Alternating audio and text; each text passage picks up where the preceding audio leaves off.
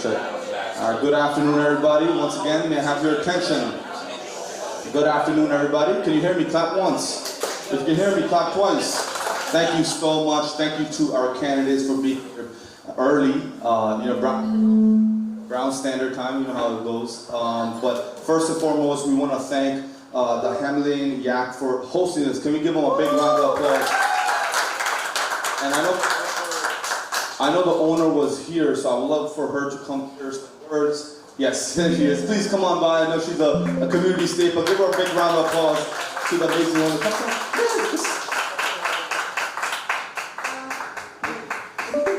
Welcome everyone to Hamlin Yak, to Jackson Heights. Thank you everyone for coming. I'm so excited to hear them. This is a win for all of us that we get to sit down and hear them. And I'm here to listen to them. So yes, thank you and welcome everyone. Thank you. Awesome, thank you so much. Again, this is, if you didn't notice all the proclamations when you came inside, this is a very politically active restaurant, so it's great that they're creating community spaces for our candidates, our communities. I also want to give a big shout out to the Himalayan Democratic Voice. Can we have the leadership come up as well? The Himalayan. Okay, they'll come back. And also Nava. So the leadership of Nava was here. Gary, please come up as well.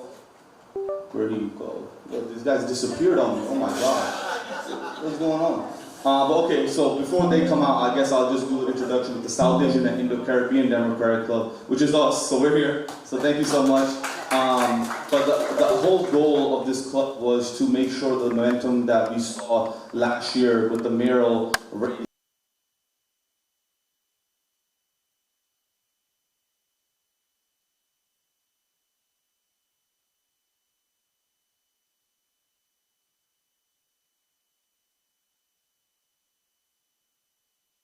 had a vision to do candidate form in races, especially that get split under the radar. So this is actually very unique that we have an open seat doing this cycle for District 30. And we have some amazing candidates. One of them who could not come, I want to be fully transparent. He was invited, he had a conflict and couldn't be here. But we have Patrick Martinez, thank you so much. Give him a round of applause. And we have Shamsul Huck, give him a big round of applause. Awesome. And we will be, I'm just waiting for my moderators to come in and we're gonna start.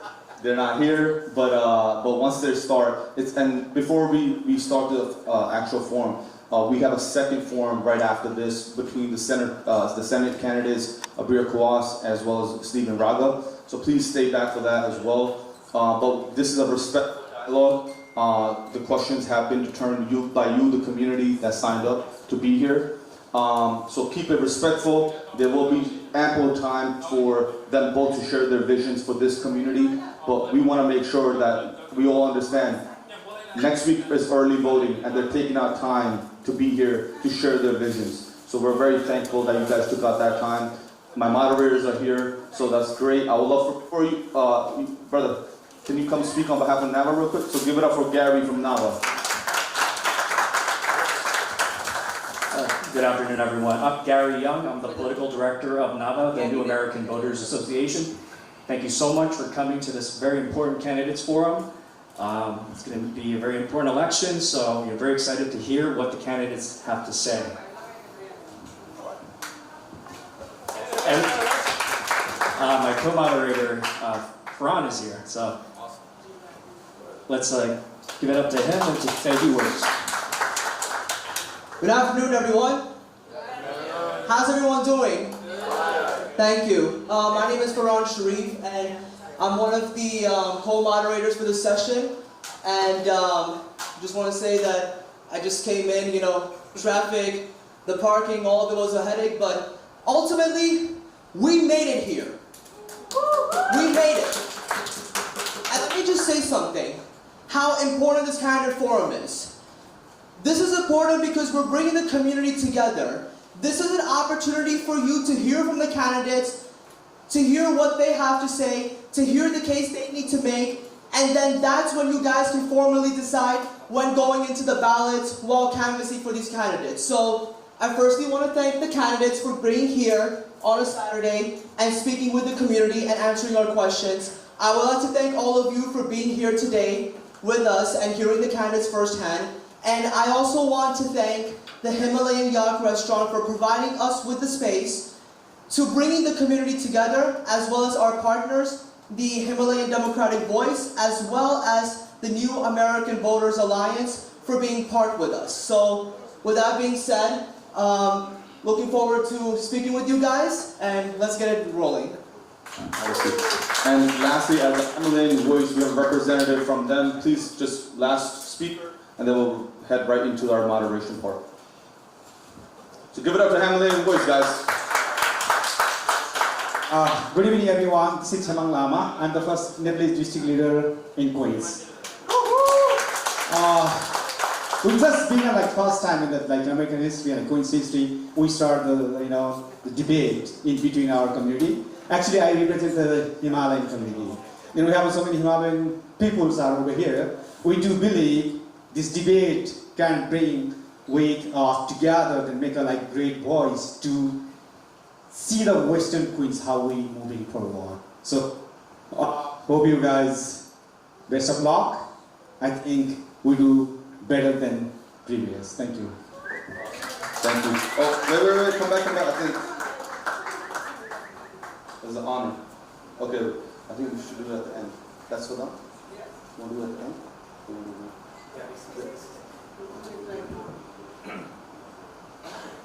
Alright, so there's a small token of appreciation for the Nepali community, so go ahead, please.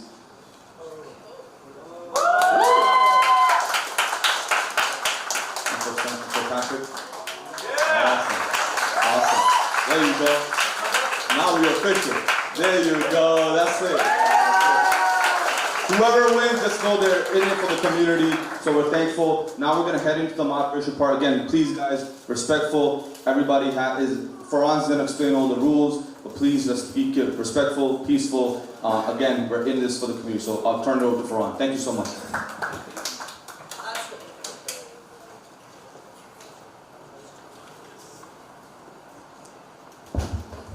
Alright, thank you all again for being here. So the rules are very simple. We're going to start off with an opening statement. So candidates, your opening statement is going to be for 2 minutes, and then we're going to be asking the questions in where we expect you to keep a 90-second time response, and there will be a chance for a little bit of a lightning round at the end. So keep those remarks very brief or to one-word response if possible. That's right now. So with that being said, let's head right into it. We're going to start off with the opening statements, and we're first going to go with Patrick Martinez. You have 2 minutes opening statement. Good luck. Okay. Oh, mic works. Starting now? Starting now. Good afternoon, everyone. My name is Patrick Martinez. I'm excited to be running here in the 30th Assembly District. Thank you again to the host for bringing this together. I grew up in this district. This district is really the only place I've ever truly called home. I grew up in Elmhurst, went to PS 102 and IS 73 in Maspeth. My great-grandparents came to this country and raised my grandfather in Maspeth. My father came to this country and grew up in Jackson Heights, on Shamsul's block, actually. And my mother grew up in Woodside as well. I moved into the district to take care of my sick grandmother during COVID, and I still live in that house, thankfully, even though she's no longer with us, unfortunately. And in the last few years, I've gotten really involved with community work. I've been on Community Board 2 for the last 5 years, focused primarily on land use and housing, focusing on deeply affordable housing, as well as working on engagement and inclusion and transportation and other committees as well, but primarily land use. And so when this seat opened up, people who I've organized with, people who I've volunteered with, people who I've been in community with, approached me, asked me, said, this is an excellent opportunity for you. You know the district, you know where we've come from, you know our current needs, and you know where we need to go and what we need to get there. And so that's why I'm here running for the Assembly, to represent all of our neighborhoods, all of our communities, to focus on expanding housing, affordable housing, deeply affordable housing, enrich public transit options, especially in Maspeth and Elmhurst, but across the district, making sure we have not good but great public schools for the next generation, because my family only was able to succeed through public education. I've only been able to succeed through public education, and it's such a critical asset for our students. And then lastly, making sure all of our immigrant neighbors and also our LGBT neighbors feel safe, secure, seen, heard in this chilling environment that we have with this every day. And so that's why I'm running for Assembly District 30. Thank you for your time, and I look forward to a respectful forum this afternoon. Yeah.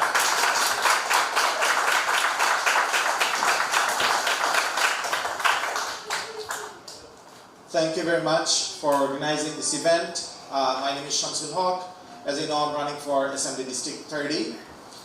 I moved to the United States about 35 years ago, and I've been living in this neighborhood, in this area for the last 33 years. I started as a delivery boy, a dishwasher, and then eventually I realized that I could barely speak English. I want to earn my GED from LaGuardia Community College, Bachelor from Baruch, and Master's from Columbia University. I'm grateful to this nation, this state, and this city, and this community. I'm here to serve. I'm here to make New York City more affordable. Why? Because my own brother and sisters could no longer afford to live in this New York City. They moved out of New York City. My cousins moved out of New York City. I'm here. I'm running on the agenda of public safety and community safety, because I believe the police officer has to respond to crimes and not every other job, where mental health professionals can respond to other jobs where they are needed. I'm here to make sure the opportunities that I had in this city, that all the people who live here have the same opportunities. Because of my campaign, Bernie Sanders have endorsed my campaign. Thank you very much.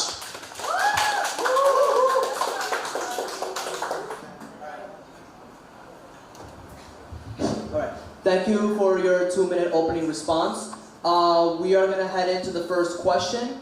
Question number 1. Assembly District 30 was one of Mayor-elect Zoran Mamdani's strongest bases of support, yet he has chosen not to endorse in this race. What message do you think that sends to voters, and why should residents choose you based on your record and vision rather than political endorsements? Additionally, how would you work with the Mamdani administration when you agree with the mayor, and how would you push back when you disagree? This time we'll do Shamsul Haq, 2 minutes. So, Mayor did not endorse, that was the first part, right? Did not endorse anyone in this campaign. It is good because he wants us to earn support from our community, from our voters, and it is a good thing. I wish that other professional politicians did the same exact thing. Instead of siding with one side, rather than giving the opportunity to everybody else, I wish they had done the same. But in any case, the issue in terms of what we have in this community, it's not going to go away. We need a fighter who's going to fight for our community. I have a track record of fighting in CUNY, from LaGuardia Community College to when I was the head of the student body for the City University of New York. I have a track record fighting in the NYPD, and I'm going to fight for our neighbors here in the city and this community. When I disagree, it's going to be, of course, I'm not going to back down from my disagreements, but it's always going to be geared towards our community, what our community wants, what our constituents wants, and I'm going to fight for them day and night, every single day. I have a track record, and I'll do the same thing when I go to Albany. Same thing, Patrick Martinez, 2 minutes. Yeah, I mean, I think the mayor is involved in plenty of races, and I agree with Trump. It's a great opportunity for us to earn the support of the community without the mayor weighing in, even though he did do very well in the elections here last year.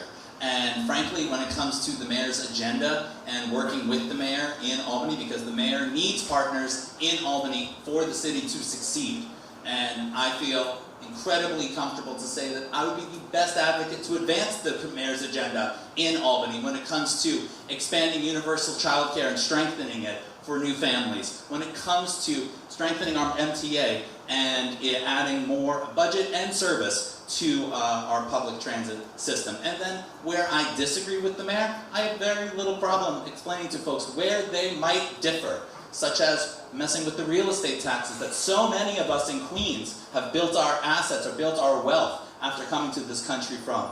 And that impacts folks all over Queens, from southeast here to the northwest. And so I feel very comfortable to be working with the mayor, looking forward to it to make sure the city gets what they need in Albany, but also when there are issues that impact the community inadvertently, pushing back and saying this is where we might not be on the same page.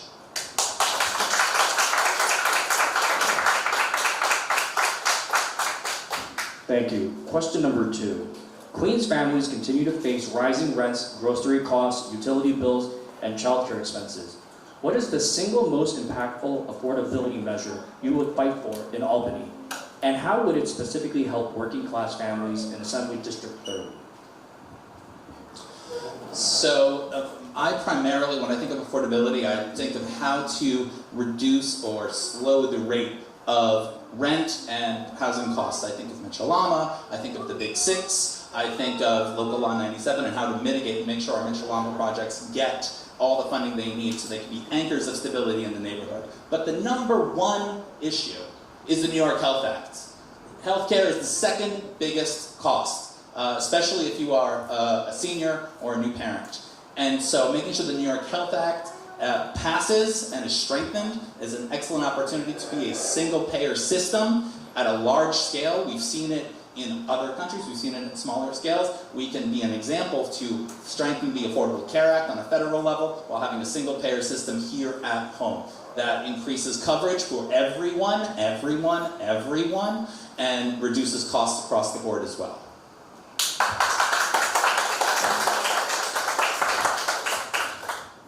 Your question was, what is one single thing that we can do in Albany to make New York City more affordable?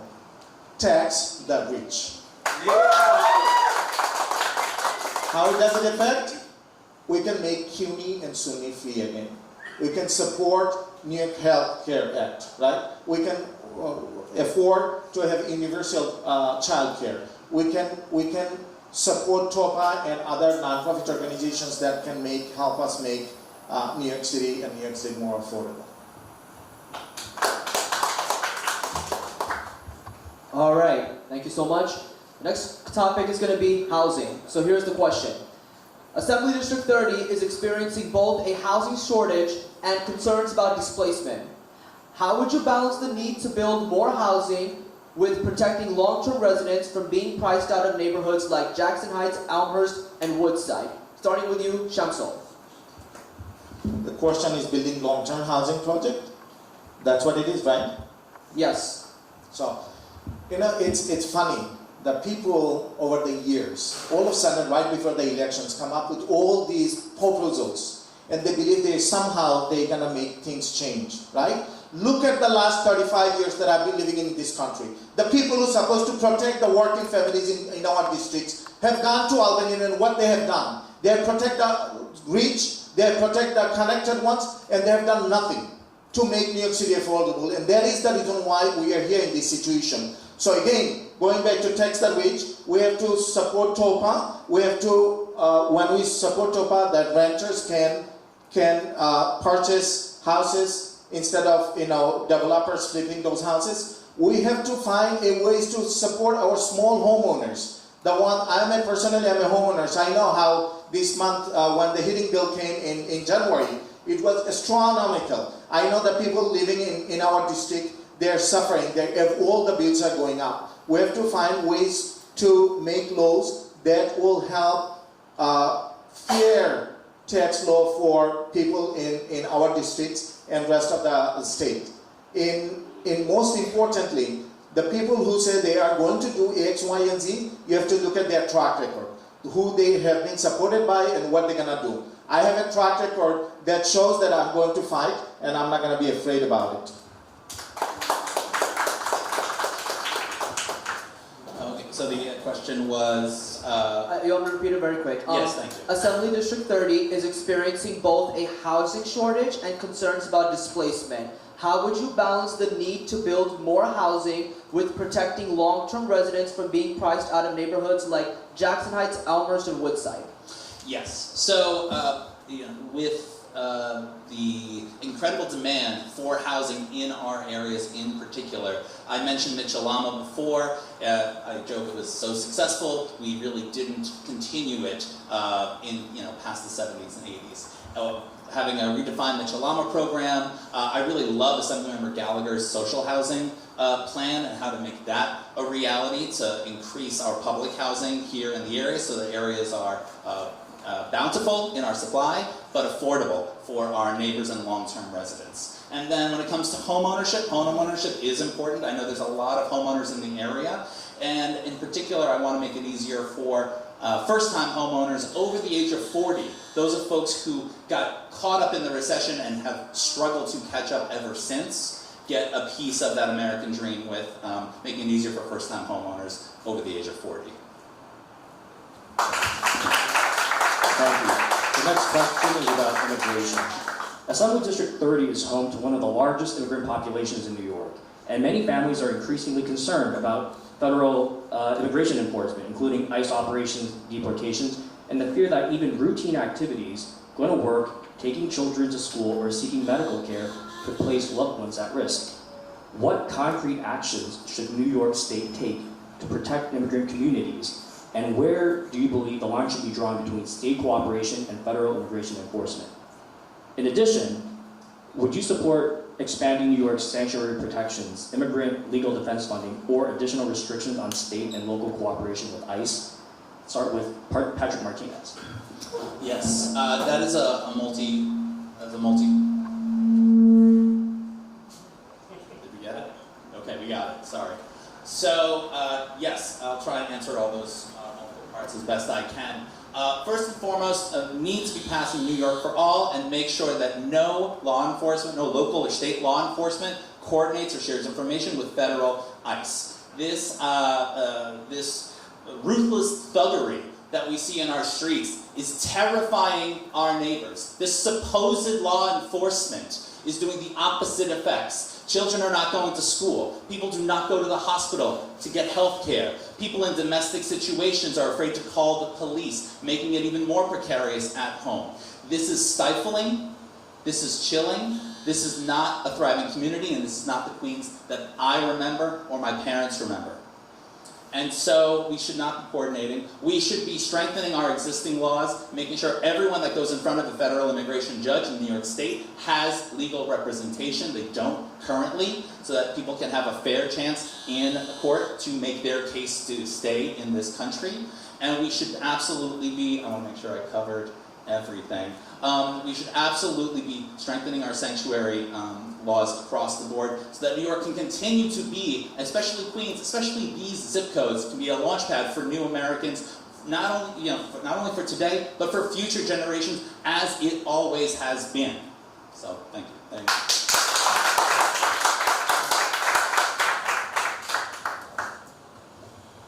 ICE has been an anathema to our society. ICE reminds me of our past problems in the United States. You might remember after slavery, when it ended, police were used to arrest African Americans and put them in jail. And then they were beaten. In certain cases, they were worked. And it reminds me one more time that when ICE come to our neighborhoods, that's what they're doing. First, they have the mask, and it is not professional as a professional agency. Second, they're terrorizing our community. That should not happen. We should stop ICE collaboration completely, unequivocally. So I support extending sanctuary laws. I support providing legal services. I support complete disbanding, stopping collaboration from city and state agencies with the federal government, with ICE. But here is the difference. Here I'm a progressive, but here I make distinction from my opponents or others. Is the fact that when you work for, when NYPD arrests somebody or law enforcement arrests somebody, by default, if it is a felony, it is automatically goes to ICE, and I see that this person is not a legal resident of the United States, and right away they come.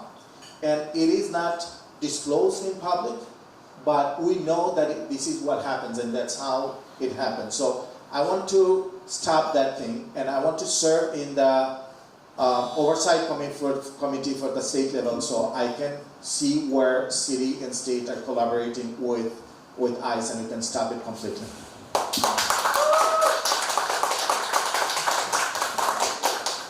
All right, thank you.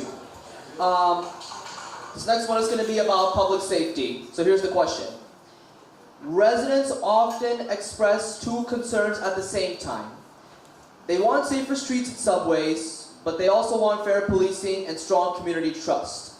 What specific policies would you support to improve public safety in Assembly District 30, and how would you measure success?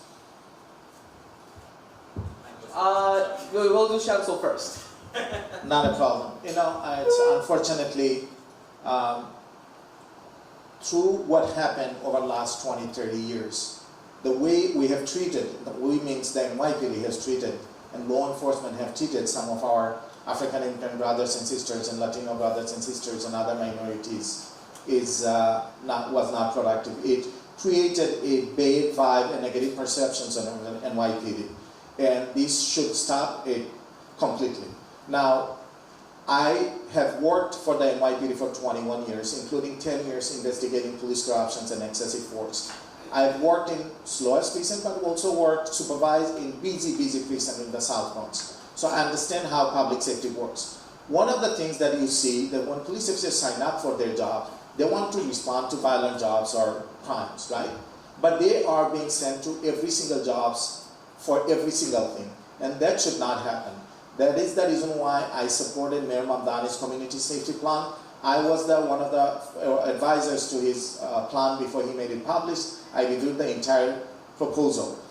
The proposal basically says that if you have mental health issues or people are in distress, then you send mental health professionals who can take care of that situation.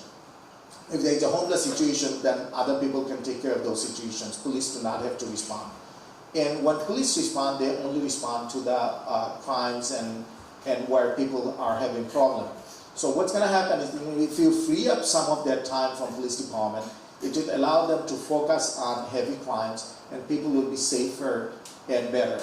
And that's not going to make public safety better, but also the people who do not have to deal with the police, they will not deal with the police. It's going to be a good for the police department, but also for the public. Thank you.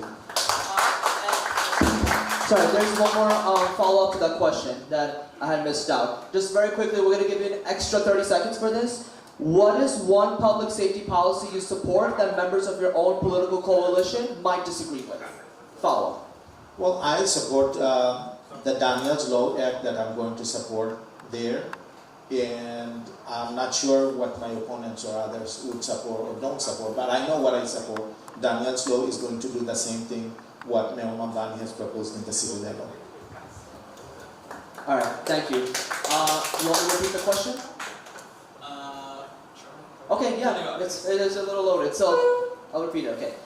Residents often express two concerns at the same time. They want safer streets and subways, but they also want fair policing and stronger community trust.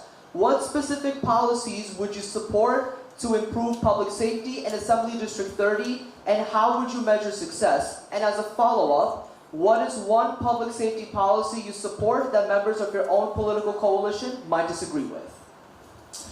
Okay, yes. So with regards to public safety, it is critical that trust with law enforcement and the community that they are supposed to protect and serve is strong. And right now, yes, there's a trust deficit with the NYPD in many communities, especially in many Black and Brown and AAPI communities in particular. And so, with regards to public safety, it is critical that we look at making sure Mayor Mamdani's plan for the Department of Community Outreach is strengthened to make sure our police officers do not respond to mental health crises, but people trained in mental health services. When it comes to outreach to the unhoused population in our neighborhood, which we have a few of, making sure that they are treated humanely with social services, not NYPD. Because he's correct, people sign up for the NYPD, they sign up to be heroes, they sign up to go against the bad guys, and when they get called to all these other items that they're not necessarily best equipped for, that creates tension and breakpoints in trust, and then also catastrophic results. I think of Win Rosario in particular, who we celebrated 2 years of this tragedy in our community. And so, and then lastly, yes, Daniel's Law is a great application in Albany to help the mayor's agenda. But also I think of Cecilia's Law, which is something that folks in my coalition might not necessarily agree with when it comes to sex work and decriminalizing sex work between two consenting adults, because I understand that there is a big issue in this area with regard to sex workers. And my focus there is making sure we don't criminalize what these women are doing or men are doing, but making sure we go after the traffickers that make their lives and make our neighborhoods less safe.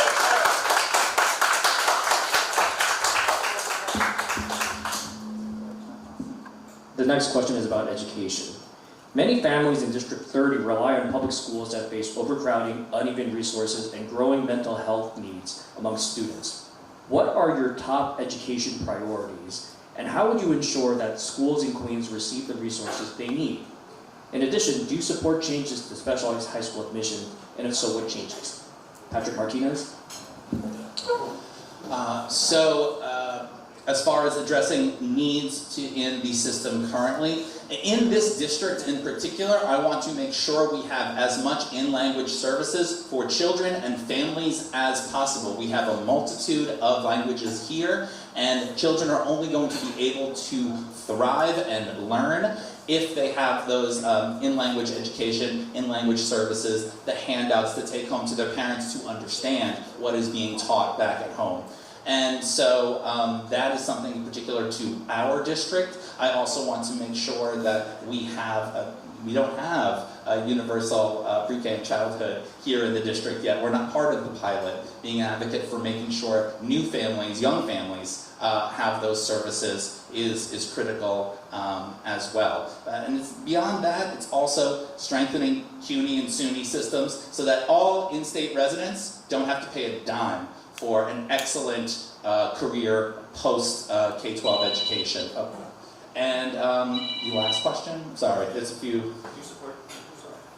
Oh, the specialized high school exam.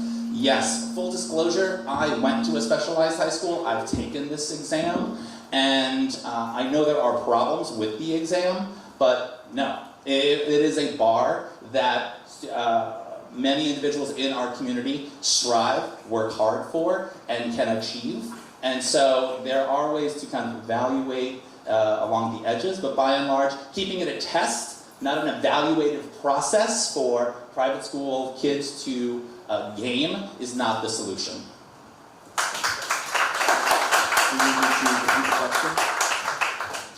So I dropped out of 7th grade in Bangladesh and moved here.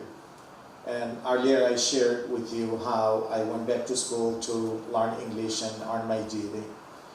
I think education is the one area that helped me to change my life, and I'm so grateful for it. I want to support everything that I could to make New York City a place where you receive high quality education so you can get better performing jobs or better paying jobs for all of our neighbors. So starting with school system, right? Let's start with the university. City University is to be free. I want to make SUNY and CUNY free one more time so everybody can get better paying jobs. I want to, for New York City public schools, even though we know that during this budget it has been delayed a little bit, but we want to fully fund a lower class size. We want to fund it from the state level so the classrooms are lower size. We want to fix the tier system 6 to tier system 4. So if anybody who's affected by it in the school system, they can get their proper salary and benefits from it. And in regards to specialized high school, I think this is where I differ. I'm a progressive who is solution-oriented. Solution-oriented means that I will find ways to make things better, right? So I will support specialized high school, but also I want to allocate funding, maybe through nonprofit organizations and other areas, where those people like African Americans and Latinos who are not getting accepted to these specialized schools, they have those tutorings, they have the resources available for them, so they can too get into the top schools. It is very, very sad that every single year, I hear for the last 20 years, that only X amount of people who are African Americans or Latino are getting accepted to specialized school. And I'm like, Sorry, your time is up. and this is not acceptable, we have to do better. All right, thank you. This next one is going to be about healthcare. Elmhurst became a symbol of the COVID-19 crisis and highlighted long-standing healthcare inequities. What should New York State do to improve access to affordable healthcare, mental health services, and culturally competent care for immigrant communities in Queens? In addition, what is your position on expanding state-funded healthcare coverage regardless of immigration status? Shamsul. I support New York Health Act. Our neighbors do not have to worry about the cost or whether or not they can pay for it, and should not be worried about their immigration status when receiving those treatments. I do remember vividly 2 incidents. One about 15 years ago when I took my son to El Mast Hospital, and the treatment, it took about 11 and a half hours, almost like 12 hours to receive that treatment. This is not acceptable. We have to support, provide resources to El Mast Hospital so they can accommodate more treatment. They have better facility, more doctors, more nurses, more personnel. Third and most important thing, like you mentioned, I do remember, from my living room, seeing people from front of my buildings leaving in buses going to the hospital during COVID. And it was the epicenter of COVID, right? And still people have been very nonchalant about this whole process. Like, okay, it's going and going. Guys, you got elected, do something about it. Don't just sit there, make it better. If you don't make it better, leave. Nobody's putting any pressure on you to stay elected. Leave, allow other people to get into those positions. Thank you so much. You want me to repeat the question? Yes. Absolutely. Okay, healthcare. Elmhurst became a symbol of the COVID-19 crisis and highlighted long-standing healthcare inequities. What should New York State do to improve access to affordable healthcare, mental health services, and culturally competent care for immigrant communities in Queens? Additionally, what is your position on expanding state-funded healthcare coverage regardless of immigration status? Yes, so I know I talked about supporting the New York Health Act before. I want to make sure that includes everyone regardless of immigration status. When I say everyone, that means everybody who is in New York State. And as far as the district is concerned, yes, Elmhurst Hospital is critical. It is a shame. It is an absolute shame when St. John's closed. I was there the other day knocking on doors. Great apartment building now. Western Queens only has one major hospital. Otherwise, you have to go to Manhattan or out to Long Island. It is a terrible issue, a strain on the system. And so, when I talk about the New York Health Act, it's not just a pie-in-the-sky idea. I've lived in a single-payer healthcare system in Korea.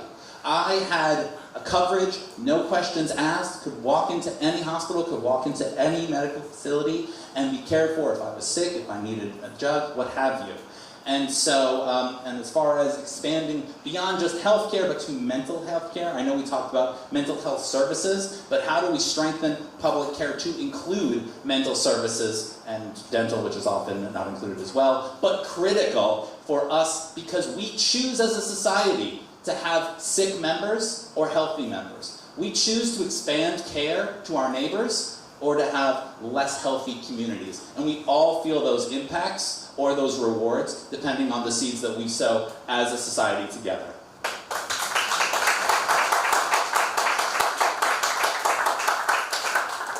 All right, so the next question is about the Metropolitan Park Casino proposal. The proposed Metropolitan Park Casino and entertainment complex in Corona has generated both excitement and concern. Supporters cite jobs and investment, while opponents worry about gambling addiction, traffic, and community impact. Do you support the project, and what conditions would need to be met before you support or oppose it? Patrick Martinez. So, Metropolitan Park, as far as supporting, not support, I believe it's already happening. The license has been granted. My focus now is primarily on making sure that these promises of union jobs, of park space that we need, these public amenities that were promised to us, actually come to fruition, and making sure that the developers are held accountable to making that a reality. And I'm also mindful of and cautious of the impact on our neighbors, especially our seniors, which we know we see at Resorts World. We want to make sure that it's not having a overly negative impact as far as our neighbors in general, but in particular our seniors who are living on fixed income. So those are things that I am mindful of while we hold these developers accountable for making sure these promises actually become a reality, or else their good faith efforts will be even more tarnished.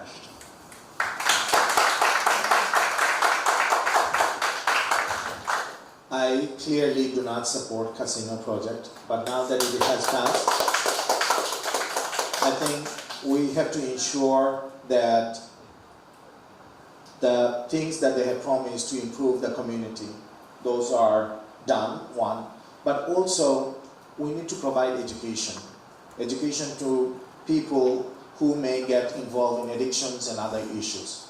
So this is something we have to do, and we have to do continuously. It should not be just done one time and then that's it. Thank you so much. The next topic will be about the Israel-Gaza conflict, so here's the question. Assembly District 30 includes residents with deeply personal connections to both Israelis and Palestinians. While foreign policy is primarily a federal issue, state elected officials are often asked to take a position on this international conflict.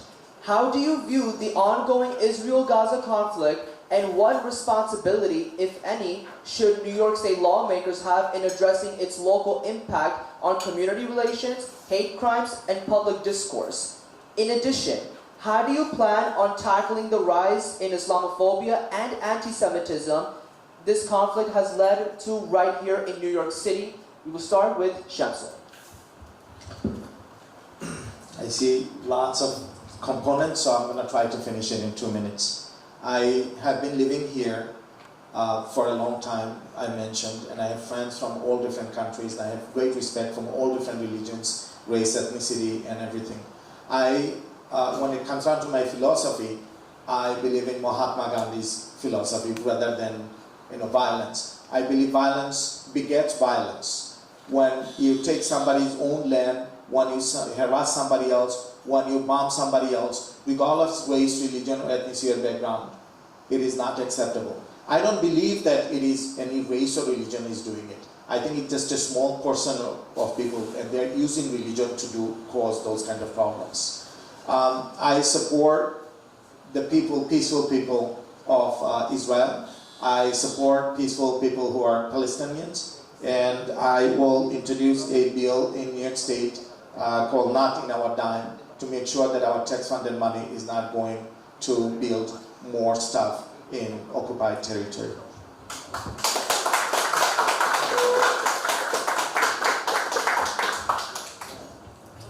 Yes, I absolutely agree. Day one, if it's still on the floor, Not on Our Dime, Moreno's Not on Our Dime is something I will happily co-sponsor and make clear that these illegal Israeli settlements, internationally illegal for decades, are making Israel less safe, making Palestinians less safe, making Americans less safe. And it is New York State's opportunity and obligation to hold these groups accountable of stripping them of their 501c3 status if they commit international crimes by supporting these institutions. Furthermore, in the battling Islamophobia and anti-Semitism here at home, we are all from small communities. This area comprises a multitude. The world is all small communities here. And we have to all find a way to live together respectfully, civilly, or else we will get nowhere as a community, as a district. And that includes working with NYPD, that includes working with community groups, that includes engaging with local schools and groups that are looking to relieve, or not educate our children as well as our seniors. Because I remember this from growing up. You don't grow up in Elmhurst, you don't grow up from two different cultures without balancing a multitude of things. And so the respect, the appreciation of different cultures, and the ability to live peacefully, as Mohandas Gandhi was an excellent exemplar of, while also voicing your discontent is critical. And so making sure we live civilly and strengthening hate crimes, anti-hate crime laws is critical as well on an Albany level. So thank you.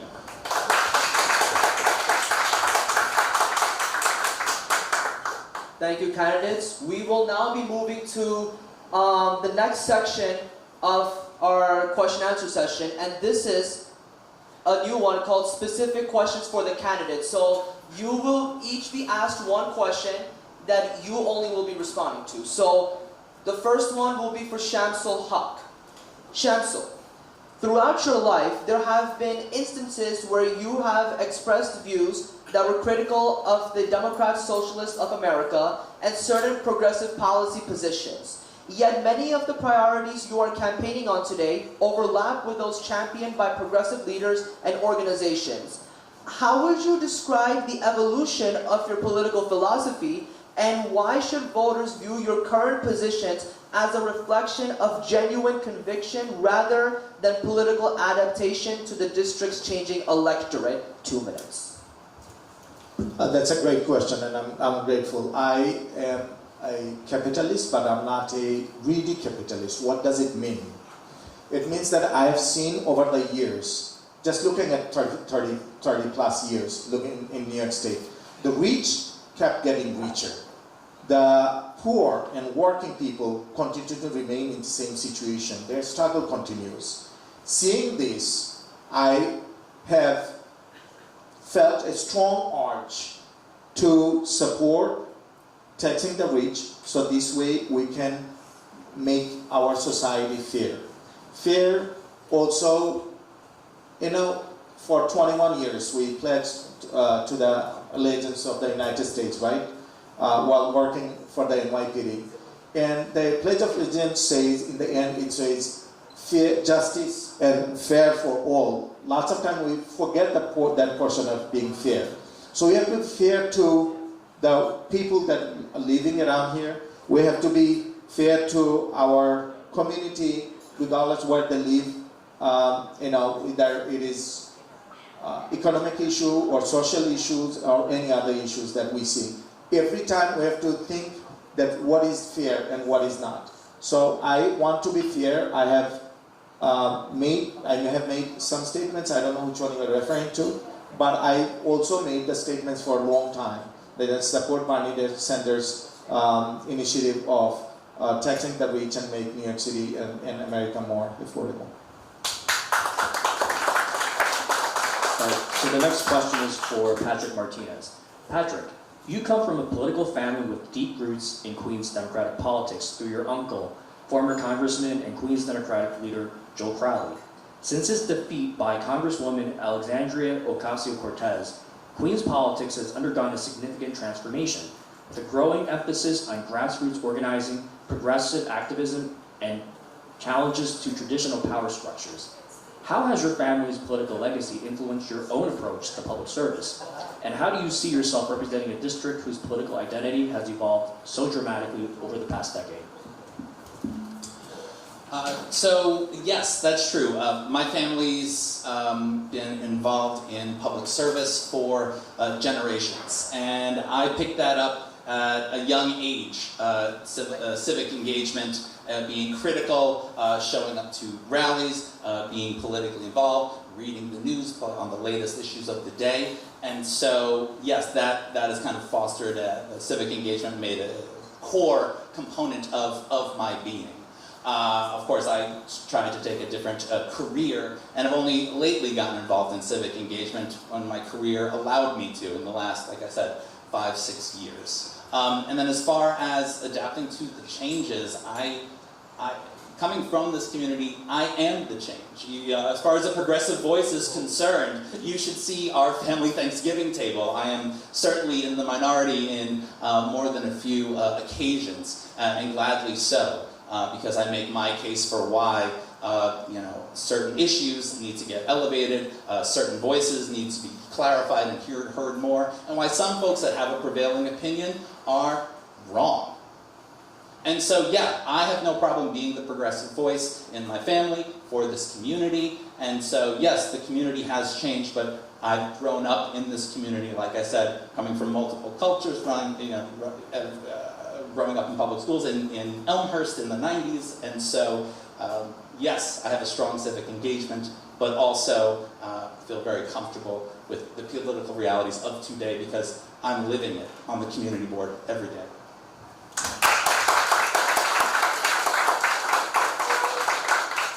All right, candidates, thank you so much. Now, this next section is going to be a very fun section, the lightning round. So you will be, each candidate will be asked a question.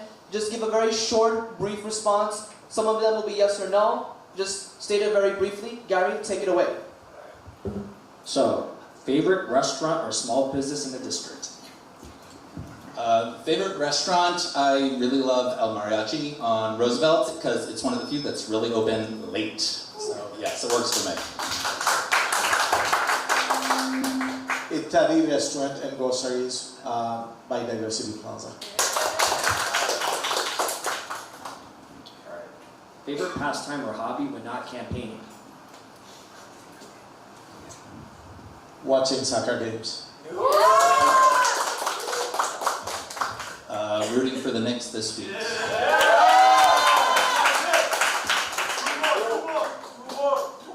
Did you support? 2 more. Did you support Zoran Mamdani for mayor last year? Yes. I did not only support, I guided him in terms of public safety policies that he had. Before making it public, I reviewed the entire proposal. And then I did not stop there. I wrote op-eds on the New York Daily News, and also was interviewed by multiple news media in regards. All right. Do you support congestion pricing? Yeah, sure. Yes. Here is the belief that I believe it is yes, yes. Has Kathy Hochul been effective as governor? Oh, sorry. Has Kathy Hochul been effective as governor? I believe that she has still maintained the status quo.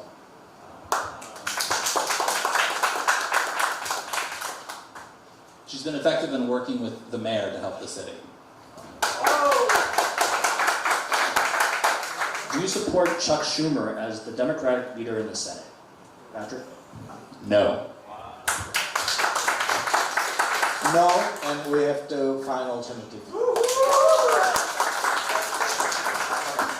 Do you support Hakeem Jeffries as Democratic leader in the House? Patrick? Yes. No, not.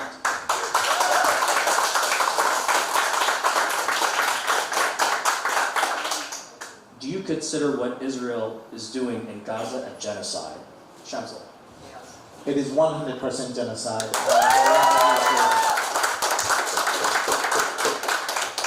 Is doing, has been doing, yes. All right, thank you so much. Now we will be moving on to our next segment. This is a very interesting segment, in my humble opinion. For this segment, each candidate will have an opportunity to ask their opponent one question. The question must relate to an issue, policy position, or record relevant to Assembly District 30. Each candidate will have 30 seconds to ask the question, 90 seconds for the response, and 30 seconds for a rebuttal or clarification. And we will start off with Patrick asking Shamsul a question. Okay, you've already answered most of my questions. This district sorely lacks green space and open space. What are some approaches my opponent has to address some of those inequities here in the district? It's not an observation. Since I've been living around this area and I'm raising 2 boys around here, it is very difficult for us to find space where they can go and play in the playgrounds. We have to find city property, state property, where we can support building more green space, I support the 34th Avenue, the walk pathway, the park, and we need to find more ways to allow our kids, our residents, our senior citizens to walk freely without having issues with the cars, with other issues. Shamsul, it's your turn. So this afternoon I've been railing about one thing, and that is how New York politicians have made, the greedy corporations, they always want to make more money for themselves.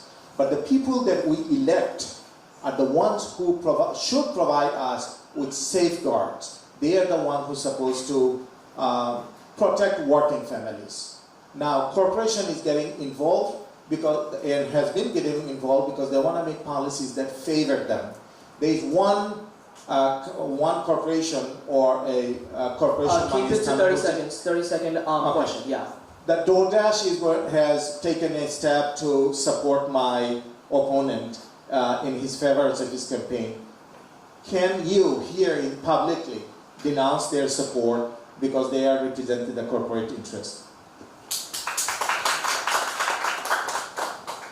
Yes, so the DoorDash Super PAC was news to me because I really don't order or use their services. And thanks but no thanks, DoorDash. I've worked in the tech industry for years. I understand about surveillance economy, surveillance capitalism, how all of our phones are collecting our data and pricing us out of particular products and commodities on an individual level. And it is a real threat. Big tech, AI is coming faster than we can imagine, and reining them in is critical to have those safeguards, those government safeguards against these corporations that we cannot imagine how powerful they will become in the next few years.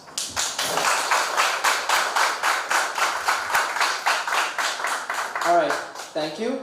So this is the last question we will ask before you guys will get in your closing statements. So for the conclusion, the last question will be, the South Asian and Indo-Caribbean communities have become an increasingly influential part of the electorate in Assembly District 30.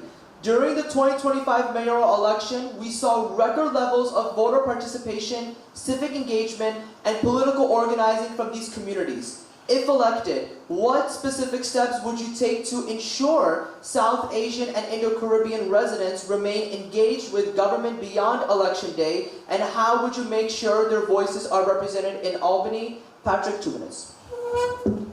Yes, so the South Asian Indo-Caribbean community is critical to us here in the district, here in Queens, here in New York City and New York State. And capturing, like my opponent mentioned, capturing and maintaining the energy that was sparked last year is critical for civic engagement and the health of our overall communities, especially in the South Asian and the Caribbean community. How will my office engage? Not only will we have in language folks from the community who can, so anyone can feel comfortable speaking Urdu or Bangla or Hindi or Nepali or what have you coming through the door and have their services be met. But also it's engaging with the community. It's going to the masjid, not just for iftar during Eid, but during Ramadan, but during the year. It's going to our Hindu temples, making our Sikh neighbors feel comfortable and seen, and making sure they are not overlooked when it comes to hate crimes as well. And it's making sure that this is a critical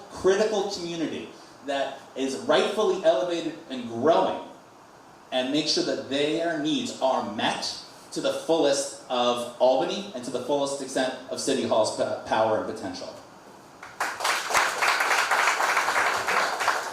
Thank you for asking this question, because I'm running to address some of these issues. And even though when I work for the NYPD, I also on the side have continued to do voter registration to empower our community.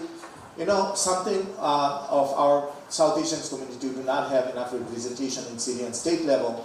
And let me give you one example of what I'm talking about. Every profession you go, you work, and you have a pension end of year, 10-year, right? But if you look at the taxi drivers, most of them are South Asians, and they do not have a pension.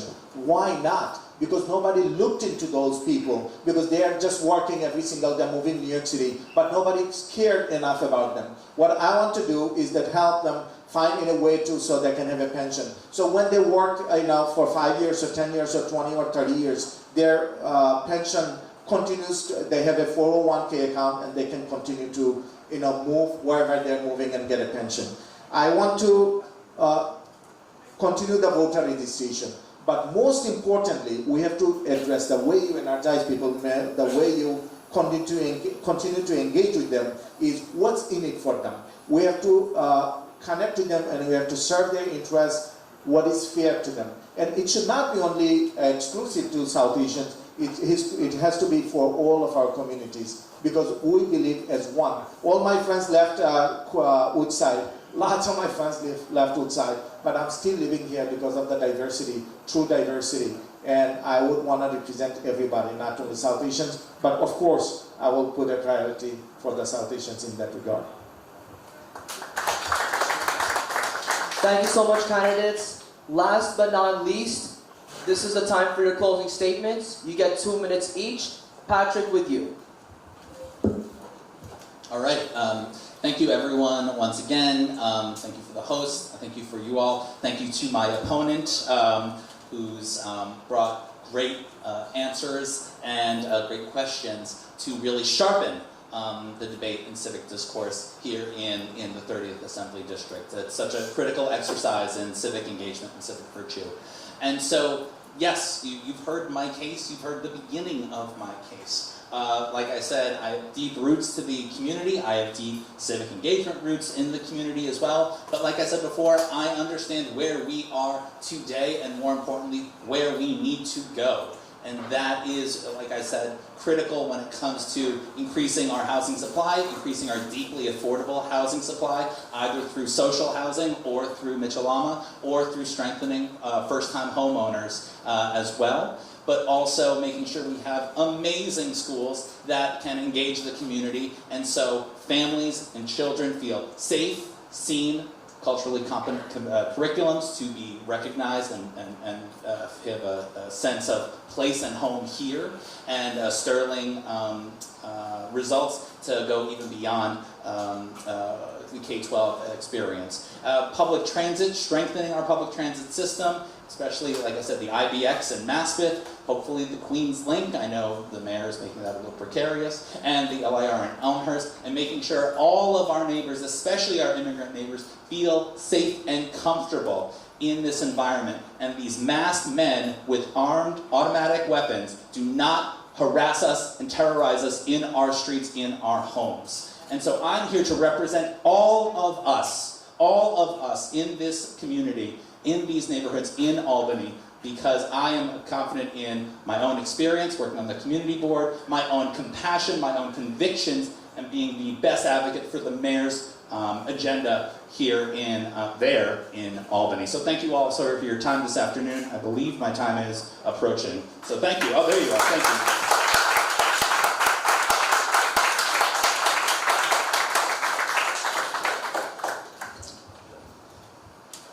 Just like Mayor, I have supported him. I also want to, you already know that I'm an immigrant.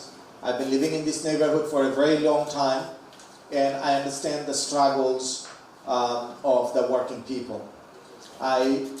What you did not hear, or you didn't have chance probably, is that I always look at from the point of fairness. I want to be fair to everybody. I want to make sure that everybody here who lives in our district is not discriminated. They're always supported and they're always protected. I'll always go against all the hate against LGBT community, the hate against Jewish people, the hate against Asian hate or the other, all sort of hate. I do not support of them. I want to make sure, and I will always protect all of these communities who are feeling marginalized.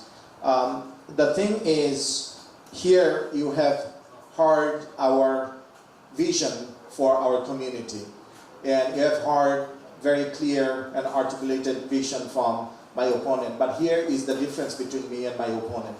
I speak from my heart.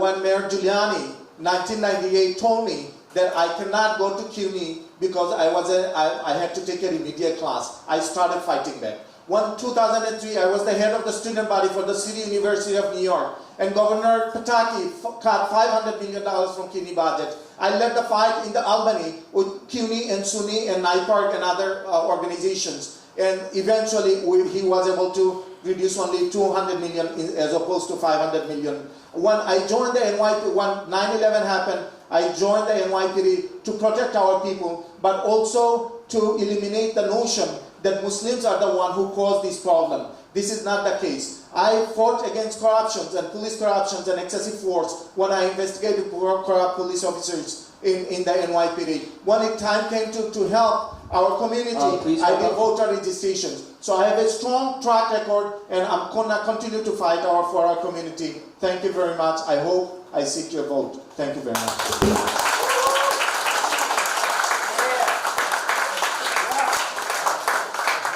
Check. Can we give the candidates one big round of applause once again? Thank you so much. Before we let them go back to candidates, we have another great panel right after this, but before we let them go, can we have the leadership of Nava and Himalayan Democratic Voice come up with the South Asian Democratic Club? Let's take a group photo, and then we also have to make sure that chai, thanks to the courtesy of the restaurant, we'll move it up to the back so people can actually have access to it. So let's take a quick group photo. Lead by, come up.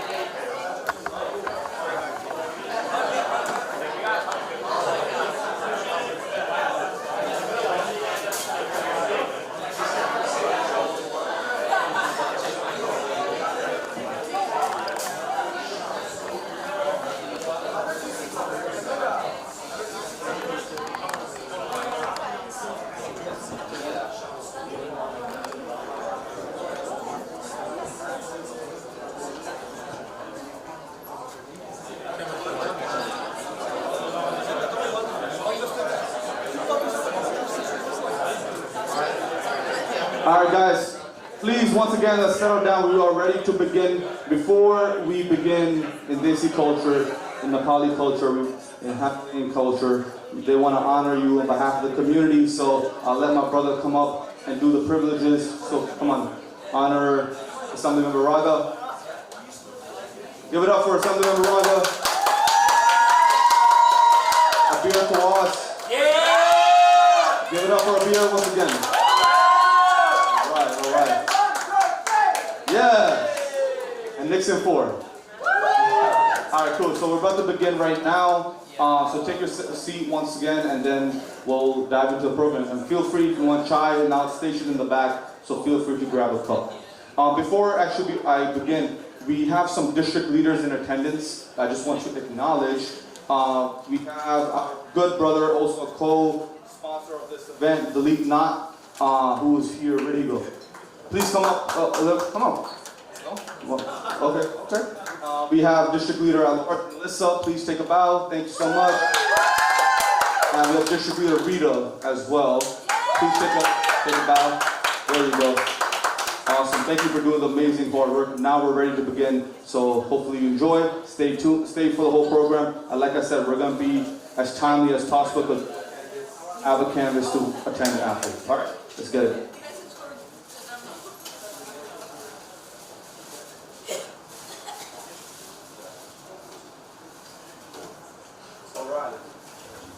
So, first of all, thank you so much, candidates, for joining. Assemblymember Abir.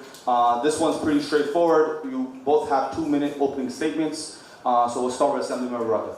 Thank you. Thank you so much. Thanks to our organizers, district leaders, everyone who came here today for this important discussion. I'm Assemblymember Steve Raga. I am running for state senate because policy decisions in Albany are a matter of life and death. We see this in healthcare.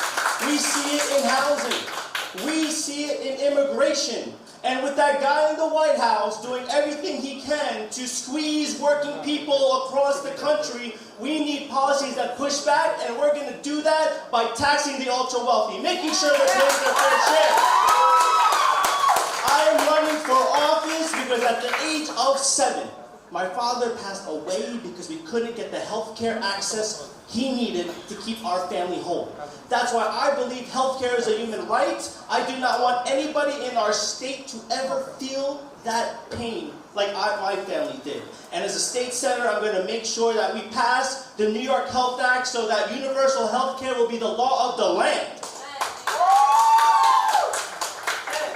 When my father died, my mom, a single immigrant mom, had to work multiple shifts so she could make ends meet so that we would stay in our home. And yet, I know how it feels to be evicted from this apartment to this basement apartment, down the street over there to down the street over there.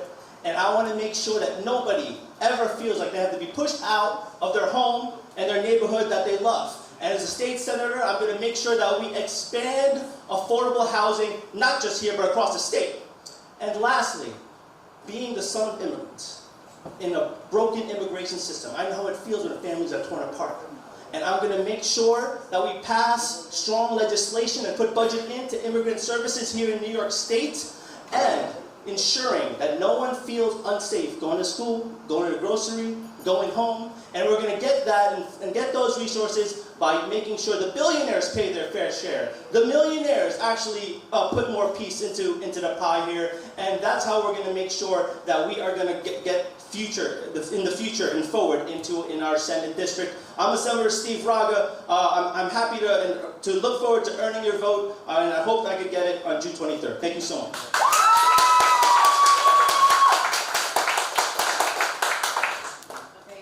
Good evening, everyone. Thank you all for being here. Thank you to our hosts of this event for giving your time. I know everyone feels a little bit hungover. I don't even drink and I feel hungover from last night. My name is Agit Kouas. I'm running for state senate. And the reason that I am running is because I am the daughter of Palestinian refugees who came to the United States and endured what it was like to live life undocumented and in fear. When I was 12 years old, my father was detained by ICE for 3 years, and then he was deported.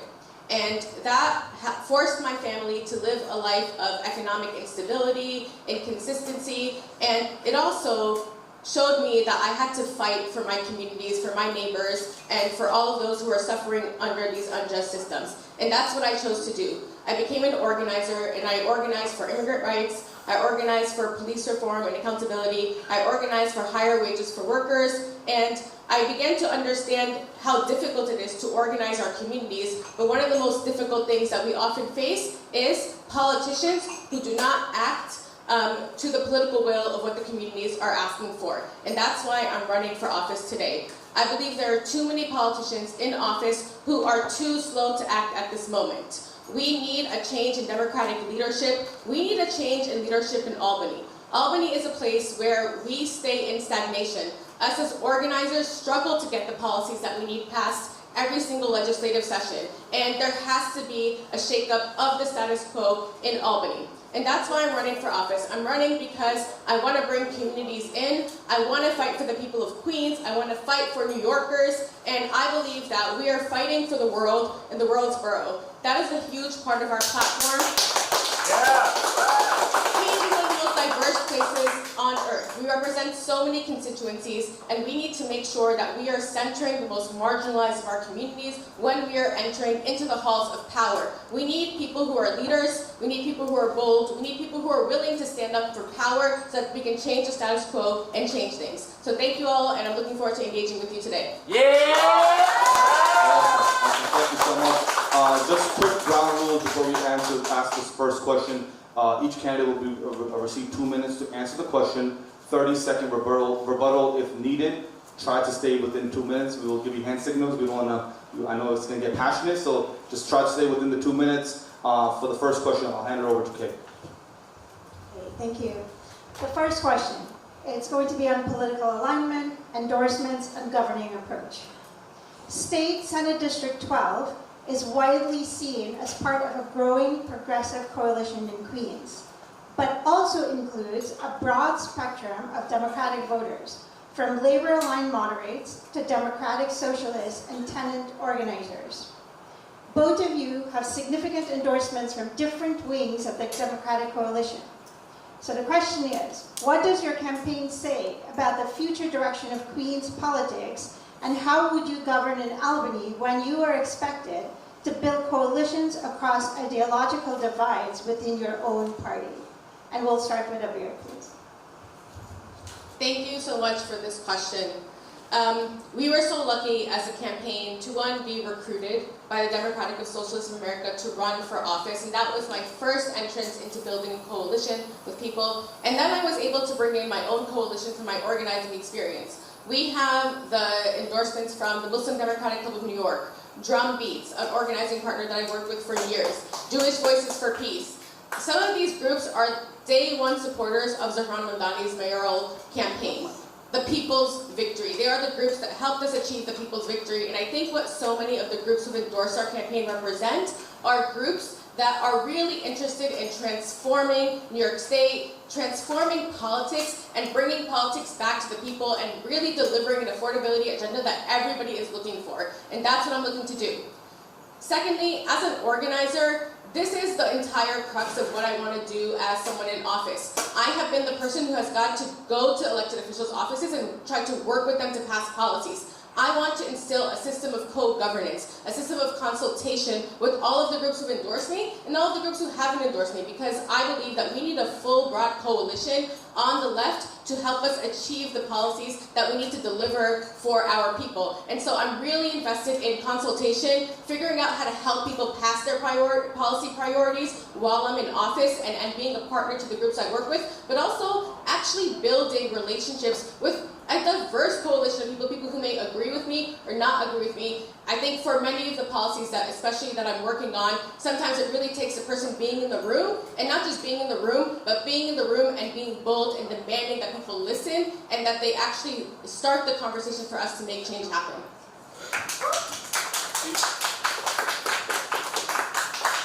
Thank you.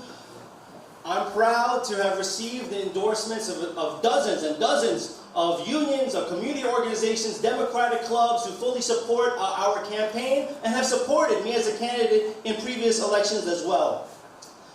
Our broad coalition that we are gathering in our Senate race will be reflective of who we're going to bring at a seat at the table in the state Senate.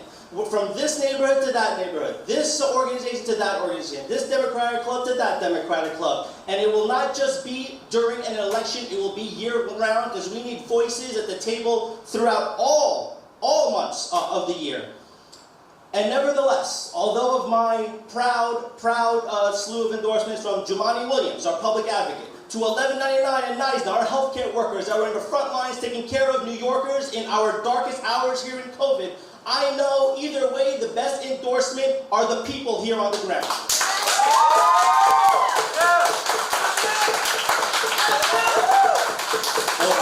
don't got that much time. And a wise man, a respected man once said that the days of endorsements deciding elections are over. The people decide the elections. You may know him, Zoran Mamdani said that last October 2025, and that's what we're going to do. Thank you so much. Thank you for the support in this room and throughout Senate District 12.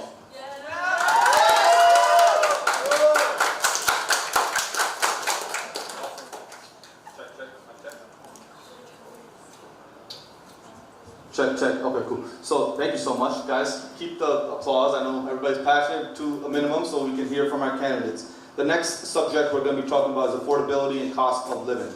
New York State Senate controls tax policy, budget priorities, and major affordability programs that directly shape the cost of living in Queens as well as the rest of the state. What is the single most impactful state policy you would fight for to reduce the cost of burden on working class families in District 12, and how would you pay for it? Starting with Assemblyman Morales. Thank you so much for that question. Every day, New Yorkers' pockets are feeling it. The price of everything is going up, from groceries to rent to subscriptions, to Knicks tickets, if you were looking at that lately too.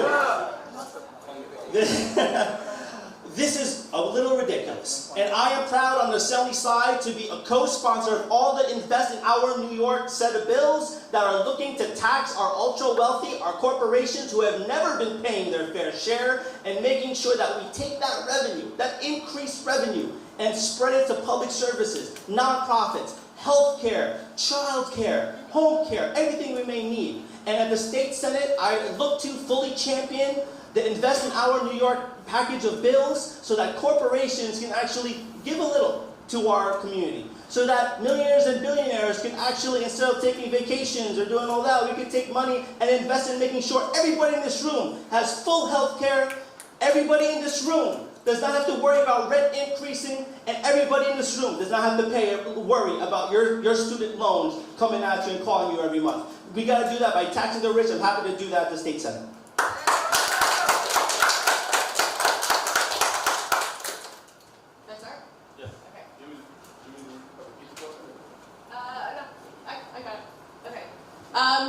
I also will prioritize taxing the rich as the main priority when entering into office.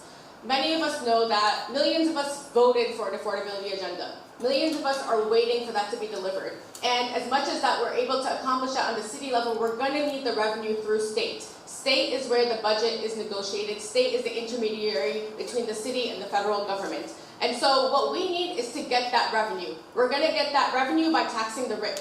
Taxing the rich will help deliver that affordability agenda, like the universal child care that people were looking for fast and free buses people were voted for. But also we can do so much more when we have that extra billions of dollars that we get from taxing the rich. That can go into our healthcare, that can go into our education, into our schools, into our public institutions. That's why we need that revenue, so that we actually have something to negotiate with in the state budget. And so, number one priority is making sure that we're going to tax the rich, and I believe we're going to do that by building political pressure to make sure that happens. We saw this year that while we did start a campaign to tax the rich, which so many thousands of people were engaged in, Kathy Hochul still did not listen to that campaign. We need to build political pressure so that politicians are actually responding to the people, because we know we need an affordability agenda delivered now.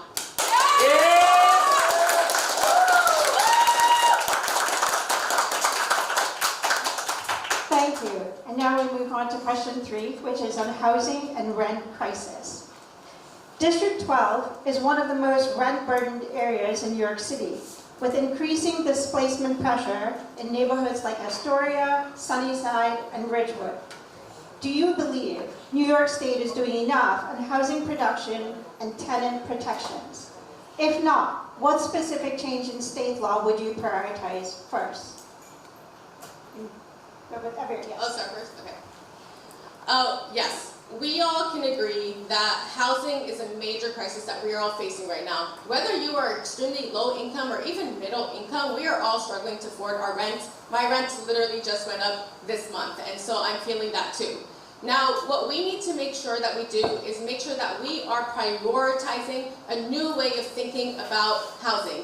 I'm really interested in passing the Social Housing Development Authority. This is a way that we can actually start to build social housing, mixed income housing, that is going to prioritize different income levels and get housing to all income levels. So we want to make sure that we are doing that. We want to also change zoning policies so that we're able to build new housing where people need it in their communities. That's something that I'm extremely invested in, and I'm really invested in giving the power to the tenants. So I want to pass the Tenant Power Act. That's something that's really important, because I believe it's the tenants who are going to actually set that agenda for us. And so to strengthen tenant unions, to actually allow them to be participants in their government is something that's so important. We need to expand affordable housing. And lastly, I want to say that in this district, we have some major housing projects that are going to be built. We have Sunnyside Yards, something that is very controversial at the moment, because the mayor helped propose it, and we need to make sure that the community has input in that. We are not just going to accept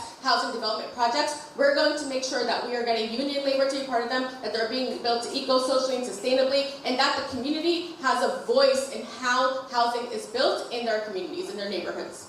Yeah!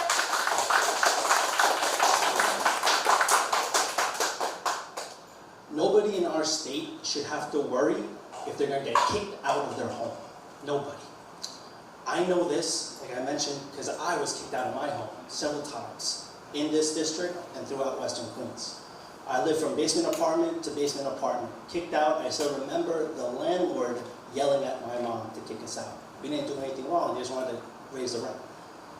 And that's why at the assembly, I was a strong champion of the BASE campaign that helped legalize the basement apartments throughout Western Queens and made sure that our community board and community board 2 was one of the pilot programs that got to get that set up, especially during a time here, just a few years ago, during the hurricane, when we had a Nepali family pass away in a basement apartment, our neighbor here in Woodside. That should not be an issue. That should not be a thing that is ignored or brushed and put to the side. But our housing system does not see housing as a human right. I believe it is. And I fought to change that when I was executive director at Woodside on the Move, making sure tenants in our district was fully fought for and organizing with them so that the companies that take advantage of them would actually be helped put their feet to the fire. I did that as a board member of the Western Queens Community Land Trust, where we fought for alternative ways to see how we can design different buildings in our community so that not just housing is built, but also spaces for our nonprofits and community resources as well.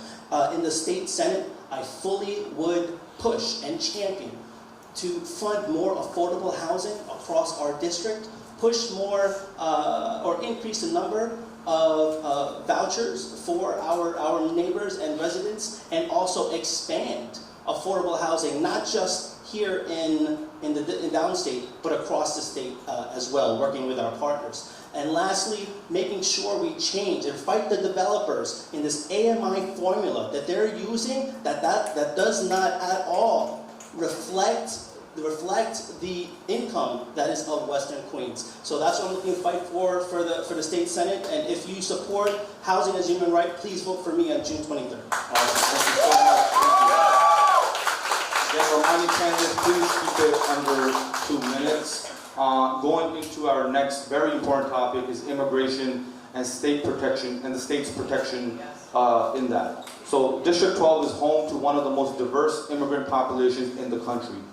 With increased federal immigration enforcement and fear within immigrant communities, what role should New York State play in protecting undocumented residents? Where should the line be drawn between state cooperation and federal enforcement? Would you support expanding state-funded legal defense for immigrants or strengthening sanctuary protection statewide? We'll start with Assemblymember. Thank you so much for that question. We have to do everything we can as a state to protect our immigrant neighbors and mixed status households here. Every day, my assembly office gets calls, texts on our neighbors here who have been taken by ICE, who live in fear of being taken by ICE and don't know where to go. So as an assembly member, I've already championed in making sure that we strengthen language access for all agencies here, that we end collusion with non-local law enforcement, and that we increase the budget for all legal assistance for our immigrants. We passed that in the state budget, we've done that in previous state budgets, and that's what I'll be looking to do in the state senate as well. The problem that we have here is that we have a lot of folks that think that everyone who lives here that might not be a citizen, they might think they're not a human. That's wrong. Everybody here should be treated with the same respect, with the same level of adoration that they are here doing everything they can, making their way and living their American dream. So, in regards to that, policy is great. We got to make legislation work with the Senate and the Assembly, and that's a strength that I would have because I could work with my Assembly colleagues I already have relationships with to go ahead and pass this legislation. But do everything we can, even put your body on the line to make sure you mean it. And that's what I did when I was arrested by ICE at 26 Federal Plaza last September. Because when your advocacy is serious, it does not end at your seat in the Senate. It's going to keep going to everywhere that fight is, and I will continue taking that as your next state senator in Senate 12.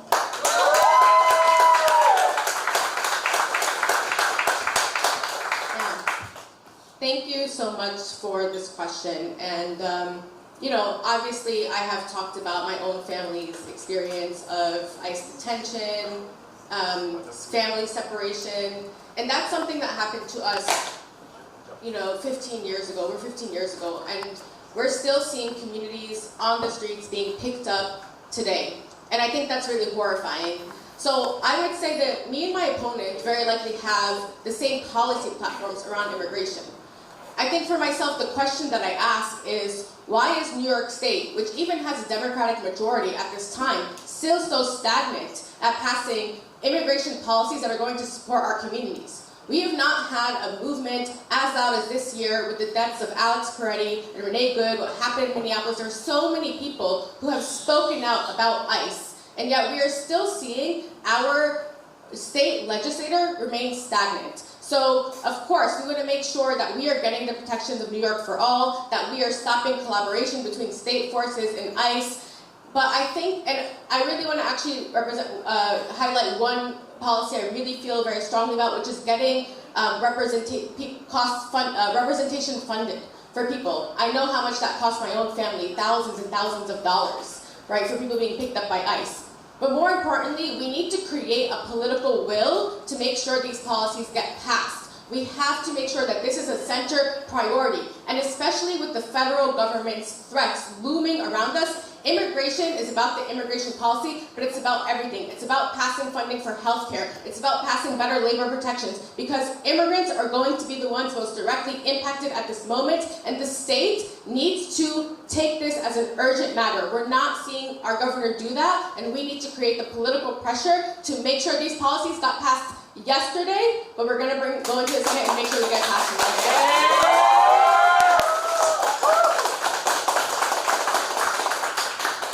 Okay, thank you.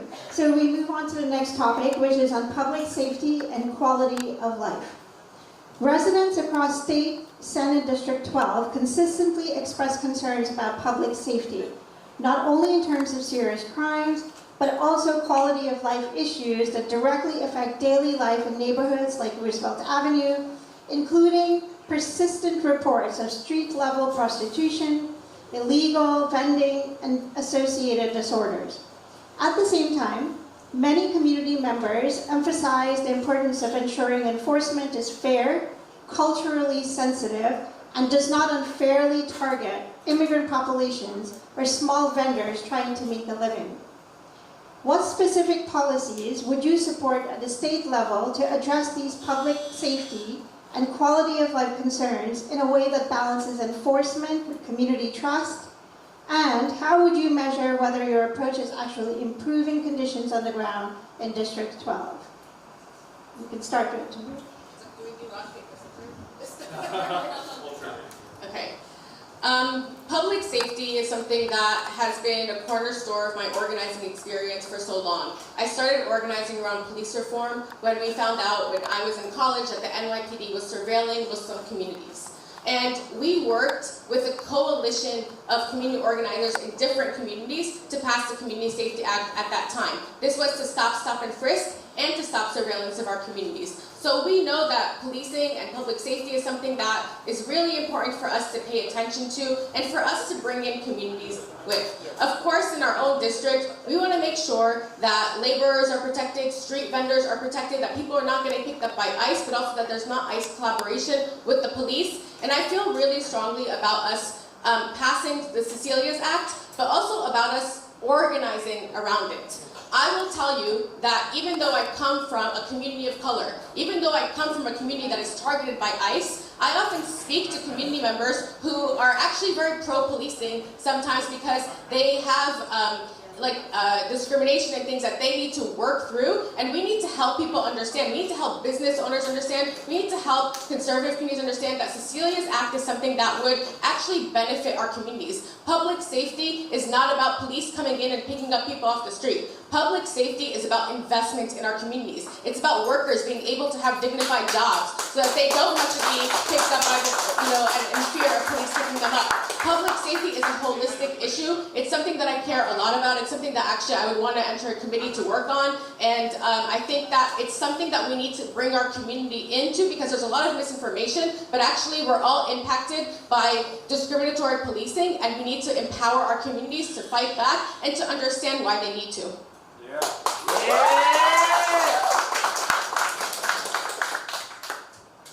I don't think it's trying to balance public safety with quality of life. I think public safety is quality of life.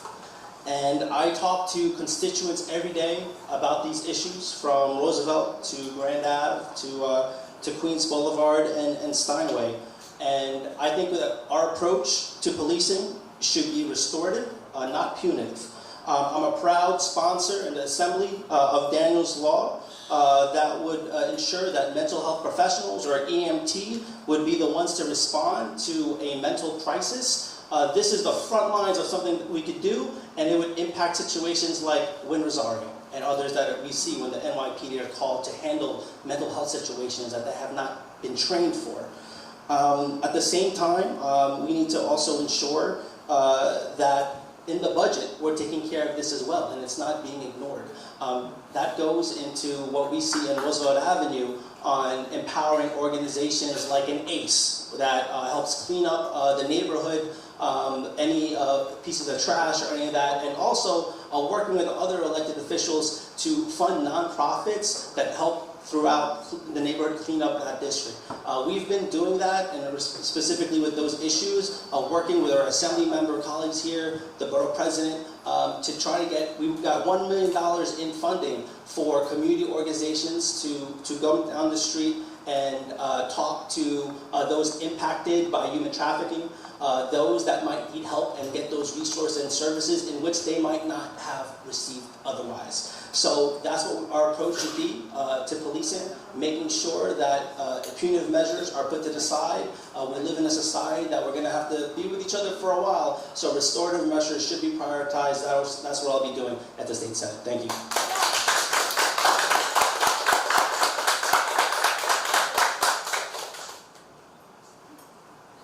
Thank you so much. Okay, so the next topic we're going to be talking about is education and state funding formulas.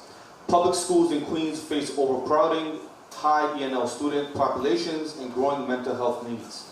What changes would you advocate for in Albany to improve how New York funds and supports high-need school districts like those in District 12? And in addition to that, do you support changes to specialized high school admissions policy in New York City? Why or why not? And we'll start with Assemblyman Ruggiero. Thank you for that important question.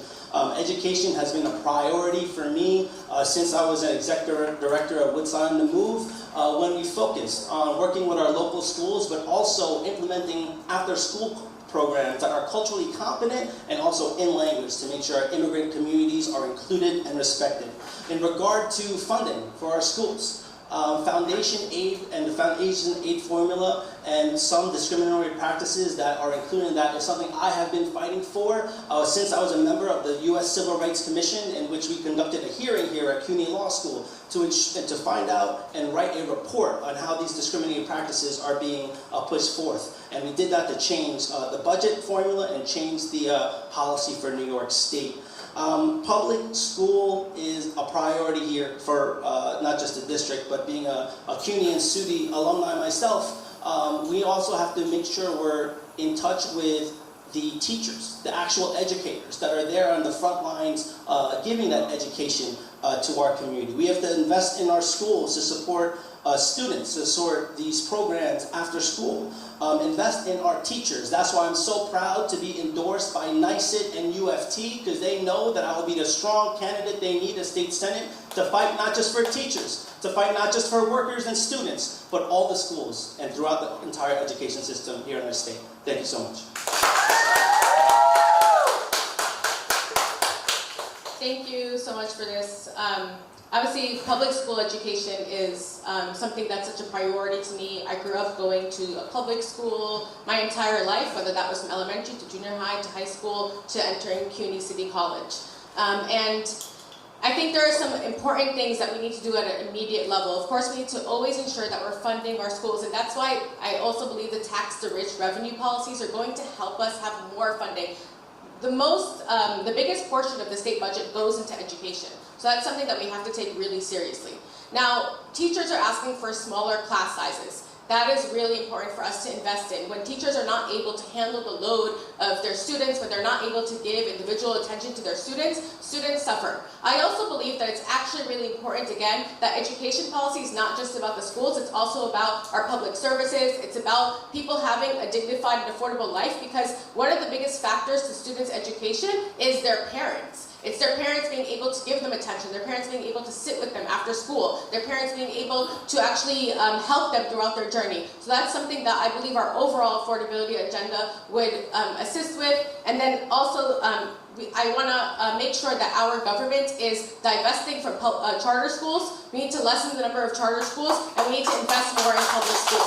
That is a major priority, and that way that we can actually have sustainable incomes for teachers. We can actually have standardized ways that students are receiving education, and it's not just a mishmash based on private investors. Lastly, in terms of the specialized high schools, at this moment, I'm not in favor of us eliminating specialized high school, but I am in favor of us investing more in public schools. I think that it shouldn't be that you have to test into this school or that school for you to get a quality education. Everybody should have the right to a quality education. And it's not about eliminating a system, it's about investing more into our education system so that everybody has a quality education, no matter where you live, no matter where your income or background is. Yeah!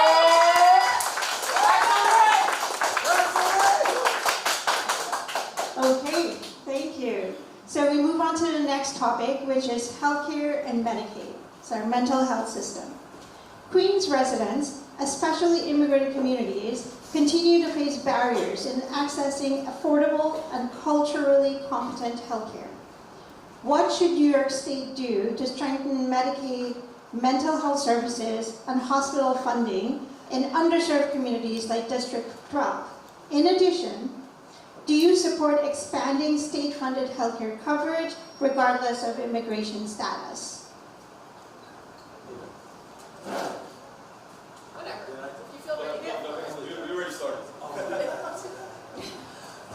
Thank you so much.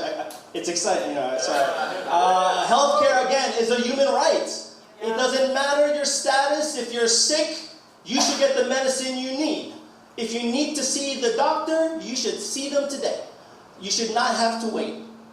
Like I mentioned, I touched on before that my father died unexpectedly because he couldn't get the health care he needed. My mother did too. She had to decide whether or not she was going to get her medicine or if she could pay her rent. This was just a few years ago.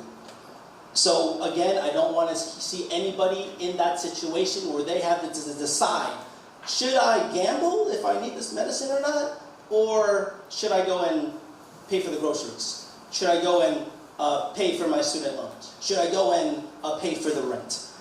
The problem that we have here is that we have corporations, we have insurance companies that put profit over your health. And as the next state senator here, I'm going to ensure that we fight to pass the New York Health Act. This is something that has been there waiting in the state legislature for over 30 years. That's 3 Knicks finals ago. That's how long it's been. And we need to make sure that universal health care is the law of the land and make sure that nobody ever has to decide, should I go to this hospital or not? Should I go and get this medication or not? Do I have that in my bank account? Not just legislatively, but also through the budget. I was proud to get $30 million into Elmhurst Hospital last year to ensure that our hospital took care of our communities, nourished our communities, was in the front line of COVID, the epicenter of the epicenter, not the epicenter of this district, of the country, on the front lines. And we have to make sure that we don't forget that. So let's make sure we keep funding our public hospitals, we keep making sure everybody gets the health care they need. That's a society that I want to live in New York State. Healthcare is a universal right.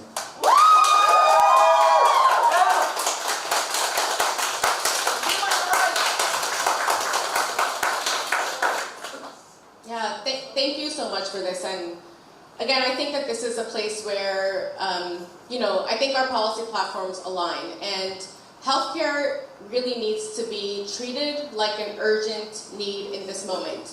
We need like COVID-19 level response to the healthcare crisis that we're facing, especially as the federal government again looms over us and the first cuts that people are facing are to healthcare. And of course we know that immigrants are going to suffer the most from that, and we need to make sure that we have funding for immigrants to be able to afford healthcare. I had undocumented parents who relied on state benefits and healthcare to provide for us and for themselves. So this is a major priority. Now, we need to make sure that we are passing the New York Health Act, and like Assemblymember Raga mentioned, it's been sitting there. So again, for me, this is about why we need more organizers in office. This is about why we need a movement to push the politicians who are in the state legislature to act towards our political will. The New York Health Act has been sitting there. There are amazing sponsors of this bill. There are people who are pushing for that. If you ask anyone on the street, it's a major priority, but our politicians are not listening to us. So we need to create the political pressure to make sure that we pass that act. It's actually one of our priority platform planks. And I often say, we are running to deliver the affordability agenda. That is what everybody voted for in the People's Victory, right? People are waiting for the fast and free buses. People are waiting for universal child care to be expanded. But I know the state legislator because I've dealt with it as an organizer from the outside. And I know that what is going to happen is we're going to either spend the next couple of years sitting there and squabbling over the money for the NTA. We're going to sit there and squabble over the money for universal child care. It's going to sit there and come incrementally. or we're going to create the political pressure, we're going to ask for more. We need to create an entire movement around the New York Health Act so that it gets passed. Our legislators need to know it's a priority. They are not acting like that right now. We need to put the pressure on.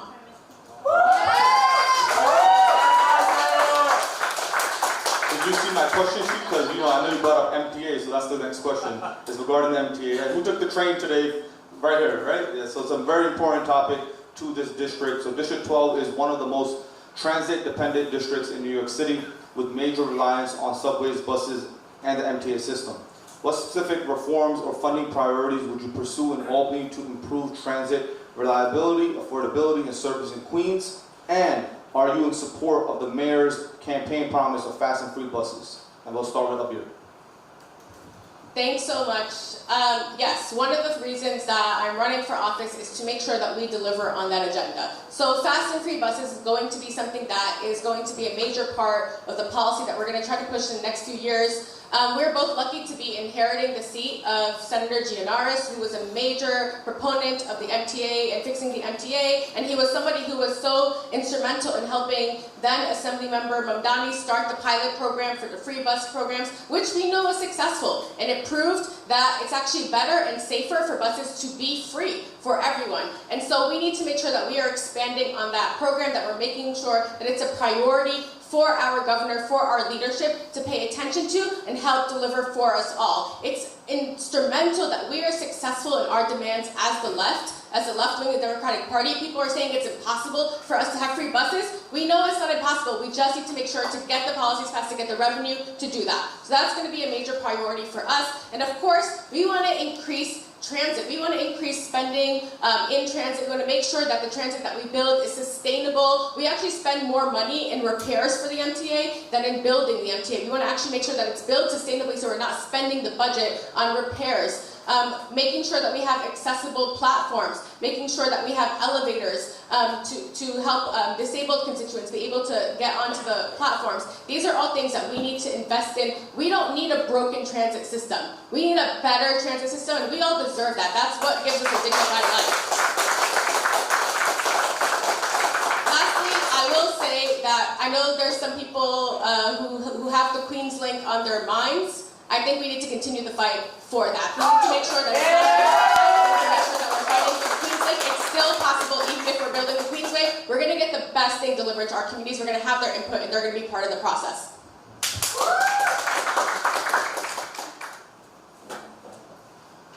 Reliable and free transit should be the standard for New York City. And when they are fixing these stations, it should not take forever. I know a lot of faces in the room that have been asking me, what's going on with the 7 train right over here? What's going on with Northern Boulevard? And so it's still going on. Now Northern Boulevard, I gotta walk 3 stops. Everybody from Boulevard Gardens, Broadway, and Woodside houses, every day I got 10 emails about this.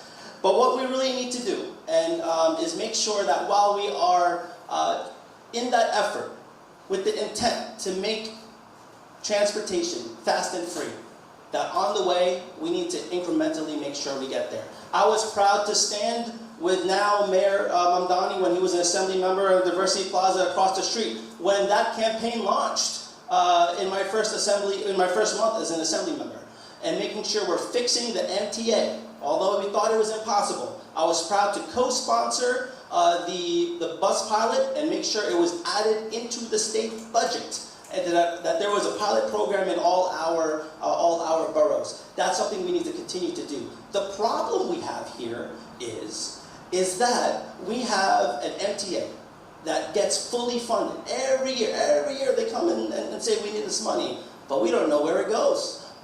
We don't know what they're doing with it. We don't know how much of our taxpayer money is actually being reinvested on your train station, on your bus line. We have no idea.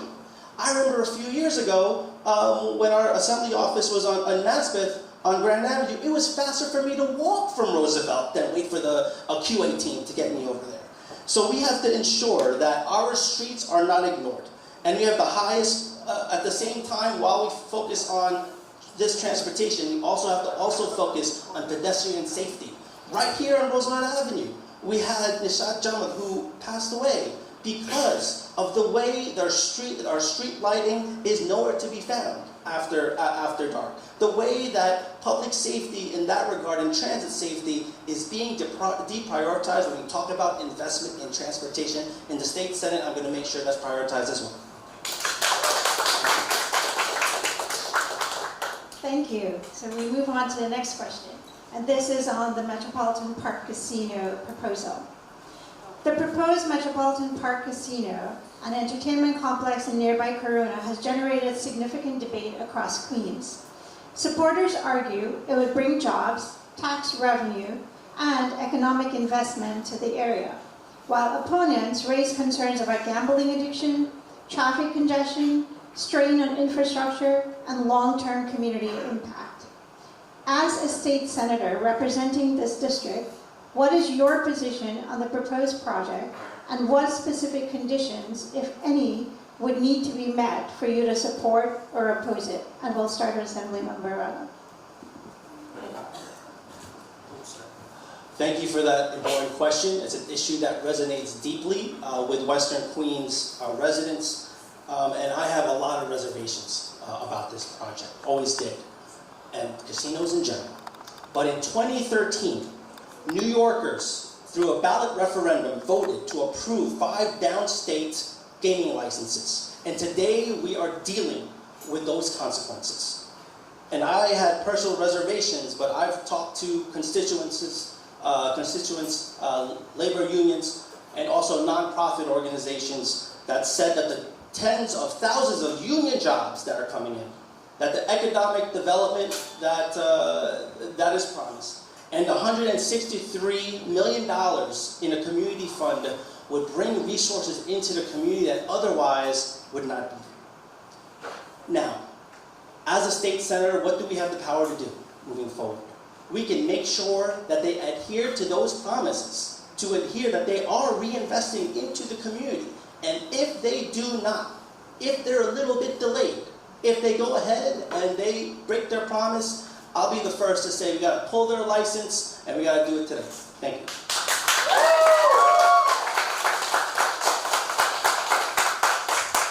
Thank you. I'm getting jealous, so I'm going to stand. But I'm short either way.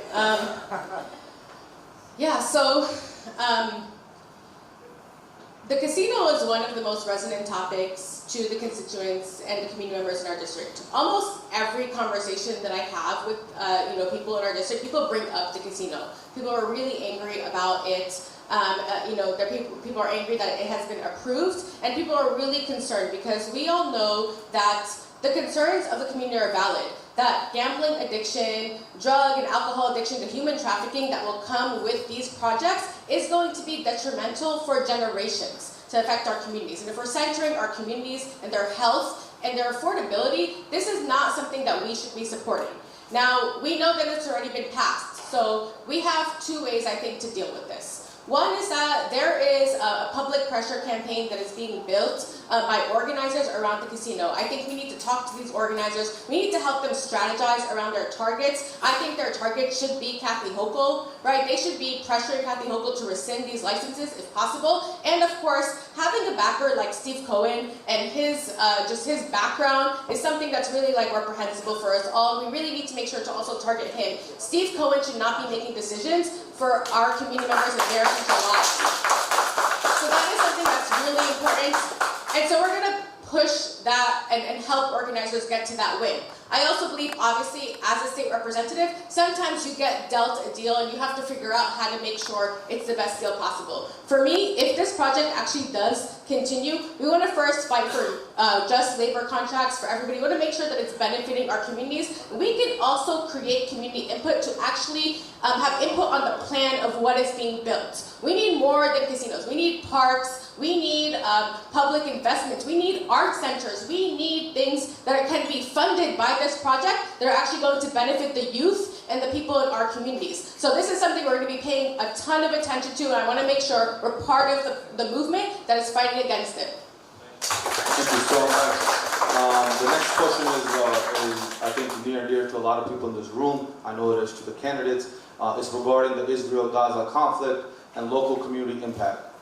District 12 includes residents with deeply personal ties to Israelis and Palestinians alike, and the ongoing conflict has had real impacts on community relations in New York City, including reported increases in anti-Semitism and Islamophobia. While foreign policy is federal, what responsibility should state lawmakers have in addressing the local impact of global conflicts, particularly in terms of hate crimes, public discourse, and community cohesion in Queens? In addition, this ongoing conflict has led to a significant rise in Islamophobia and anti-Semitism. There are sitting elected officials that are constantly spewing hate every single day, such as council members Ina Warnikoff and Vicky Palladino. How do you plan to address this very important issue in New York City? And we'll start with up here. Thank you for this. This is really deeply personal to me. Obviously, because Vicky Palladino tweets about me every day. My job is to kind of help get her out of office by pissing her off so much. But in all seriousness, this is something really deeply personal, and this is why we developed a platform, a slogan that is, "We are fighting for the world and the world's borough." When we introduced the Not on Our Dime bill, this was us taking a policy and an issue that so many people cared about, that there have been protests and education forums and so many people paying attention to for years, and bringing it to our state legislator and asking them to do something and say something about it. And I think it's really, really difficult, especially as a Palestinian, to know that at the height of the genocide, we still didn't have people acting and supporting this bill. And I think about that because we're representing the most diverse communities, and we all come, many of us who have immigrant backgrounds, we know that we come from countries where the US or some power can decide to bomb our people, to genocide our people, and that politicians will let it happen. That's what we saw in the last 2 years. And that's why we introduced the Not on Our Dime bill, to give people a chance to stand up. And we need more people to support that bill. And we are seeing an unprecedented amount of support for Palestinian human rights at this moment. And it's really, really hard for me to know that it took a genocide to make that happen. So we're not just stopping at Not on Our Dime. We are going to have an anti-war platform in our campaign. We want, our teachers have their pension funds invested in Israel bonds. We're going to divest that. Nobody wants their money and their tax dollars going to kill people. That's something that we're going to do. We need to make sure this is the center of our platform, and I want to make sure that people understand that when we are targeting Israel in a bill, that is singling out a fascist supremacist state, and that is okay for us to do. That does not address the safety of our Jewish neighbors. In fact, I am endorsed by Jewish Voices for Peace Action and JFred, some of the largest left Jewish organizations in the city, for supporting this campaign. So we're not going to make that conversation about that. 2 seconds. That's it. Awesome. Something we're right. Thank you so much. This is an issue that deeply resonates with not just our constituents, but all our neighbors around the city. I stand in solidarity with Palestinian liberation, and as a former an international human rights activist, I always have stood with all oppressed peoples around the world. My parents hail from the Philippines, that for centuries have been impacted by colonization and imperialism to this day. And that is the values that have taught me and instilled with me, and why I went to Gaza in 2009 with Code Pink, with human rights activists and student activists, to help rebuild public infrastructure and meet the families impacted where they are. And when I talk to voters about this, I talk to them every day, a big issue is, why is our taxpayer money going somewhere else when we need it right here in Senate 12? So, as a proud sponsor of the Not on Our Dime bill, we need to make sure that the public funds that we have is not going for war, it's going for your health care. The taxpayer money that we give from our paychecks is not going for weapons, it's going to make sure you can stay in your home. The taxes that are raised in our state are not going to harm anybody, whether home here or in a genocide abroad, it's making sure that it's coming here and helping New Yorkers here on the front lines. And that's why we have to make sure that's the priority here. And regarding the holding elected officials accountable, I'm happy to also target Ms. Palladino. I called her to resign a few months ago. Her flat-out Islamophobia and xenophobia for New Yorkers that contribute to our city and state every day is reprehensible, and she should resign again. I'll tell her right now.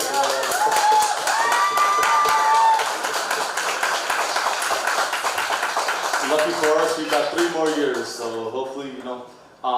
Okay, the next part of our candidate forum is specific questions to the candidates. So it'll be one question to Assemblymember Raga and one question to Abir. So we'll start with Assemblymember Raga. Your opponent has recently received the endorsement of Mayor Zoran Mamdani, who carried this district decisively in the most recent mayoral election. At the same time, you previously expressed support for his campaign, yet now you find yourself running against the movement and coalition that helped deliver that victory here in Queens. Some observers might say that represents a significant political headwind in this race, especially given that you had the option to remain in a safe assembly seat. What ultimately led you to make the decision to run for state senate in this environment, and how do you interpret the mayor's endorsement of your opponent, particularly given your prior support for his campaign and that political alignment that existed at that time? As a proud supporter of Zoran, pre-primary, I spoke out with him for a rally for his campaign across the street in Diversity Plaza. I've worked with him as a legislator for 3 years before he became the mayor.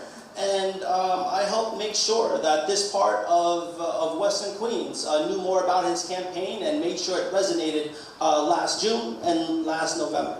Like I mentioned before, I'm going to quote the wise man himself and say that the time, the day for when these endorsements can tell you who wins this election, it is over. It is the constituents here, it is the people on the ground, it is the neighborhoods. It is the neighborhoods, the communities that have grown up here, have lived here all their life. And that's what I'm prioritizing. You mentioned, you're right. Why did I run for it? I had a nice seat. I would have won. I believe I can. They had a nice, strong candidates there in the last panel. But I think that if you are in a position that say you actually care about this neighborhood, do you say you do? If you actually care about our neighbors like you say you do, you make sure that you're the candidate that they're going to see on the ballot, that they could vote for you, because they already know that you have been there for them non-stop, not just in Albany, but here in the district. I always tell everybody I work 9 to 5, 9 a.m. to 5 a.m. That sun goes up, I'm like, I better go to sleep. I got a meeting in a few hours. And so, our communities here in Western Queens deserves a state senator who already has those built-in relationships here in the district. With my experience, both in our government as an assembly member, as an executive director of Woods on the Move, as a community board member for 10 years, and a slew of other nonprofits that I have worked with, organized with, built coalitions, and power with our immigrant and progressive communities here in New York. Hey, after 10 people, I gotta say yes, and I'm so proud to go ahead and be that option for folks here at the state senate and ensure that they have an option on the ballot. For me, who has lived in this community, worked for this community, and will do anything to fight for the residents here in Senate 12. Thank you so much.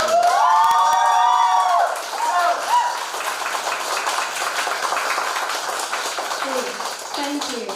So this question is now to Abir. While you have recently received the endorsement of Mayor Mamdani, some questions have been raised during this campaign about your depth of connection to and familiarity with the communities within State Senate District 12. Prior to this race, you were pursuing a campaign for state assembly in an overlapping district, which has led some voters to question how they should understand your political trajectory and roots in this community. How do you respond to those concerns about relationship to the district and its neighborhoods, and what would you say to voters who are seeking assurance that their next state senator has a long-standing and grounded understanding of the communities they would represent? Thank you so much for this question. You know, for me, Queens is my home. Queens is where I chose to live, where I chose to raise my family, my future family in, where I want to invest so many more years of my life. And it felt really important for me. You know, I moved here in the midst of the genocide. And it was at a time where I was like really feeling really bereft and feeling like I needed to be surrounded by people, by a village, by people who understood me. And that's why I moved to Queens. And for me, that shows, and everyone who's around me, my neighbors, they are amongst me because I know that I have lived the same experiences as them. Whether that has been the experience of the fear of ICE, or family separation, or family detention, or being undocumented, or being evicted, or moving from home to home to home, or struggling economically, going to public schools. These are all ways that I connect to this community. And I've always been a community organizer. I've been somebody who, no matter where I've been, have always dedicated all of my time. I'm not really well-rounded. I dedicate a lot of my time to community. That's like what I like to do. And that's what I have been doing, and I have been doing that with communities even in this district. I've been working with communities in this district since I was a teenager. I've been showing up to police reform rallies, showing up to do Know Your Rights workshops, showing up to do leadership programs, because I'm connected to so many people across the city who face the same experiences that I faced as a child and I met through my organizing career. Now, the reason that I ended up moving from one race to another is because we are actually in the middle of a really, really unprecedented election cycle. We are seeing an opportunity like never before for us to go in as the left and demand more, to transform our political system. And we're seeing it as there is a rise of a fascist right accelerating around us. We need to accelerate political change. That's why I ran for assembly. And the reason that I switched races was because when the Senate seat opened up, so many people called me and encouraged me to build relationships with my opponent at that time. And we were backed by very similar organizations. We had very same organizational connections. And people who were part of those organizations encouraged me to run for the seat so that we could have dual power, so that we could expand progressive power. And that's what I was looking forward to running this race, is that we would have so many leftist progressive candidates in the state legislature fighting this fight that we need. Awesome, thank you so much. All right, the hard part is done, guys. So now a few fun questions, and then we will let you guys go back to canvassing, because I know everybody's going back out there hitting those doors. So we're gonna do quick lightning rounds. One word will be suffice. Please do not make it more than that. The first question is, do Knicks win in 4? Yeah. Inshallah. Yeah. Either 4 or 6, and it has to be at home. And 4. Okay, next question. This is first finals. No. Next question. Your favorite restaurant or small business in the district? I'll start with Assemblymember Raga. Himalayan Yak, they got really good French fries. That's what I heard. Right, ready? The King of Falafel food truck on Ditmars. I'm not going to say anything about the storefront, but those who know. Awesome. Favorite pastime or hobby when not campaigning? Beer, first. Chilling on Steinway. I don't smoke hookah, but One word. Chilling. Basketball courts. Okay, next question, though we think we know the answer to this already. Assemblymember Raga, did you support Zoran Mamdani for mayor last year? In the primary. Yes, I did. And then the general too. Day one. Awesome. Sophia, we'll go with you for this one first. Do you support congestion pricing? Yes. Yes. Next question. Has Kathy Hochul been effective as governor? Assemblymember Raga. No. No. Awesome. Do you support Chuck Schumer as a Democrat leader in the Senate? And we'll go with Beer first. Hell no. Hell no. Okay, next question. Do you support Hakeem Jeffries as a Democrat leader in the House? Nah. Hell nah. Kabir first. Do you consider what Israel is doing in Gaza a genocide? From day one.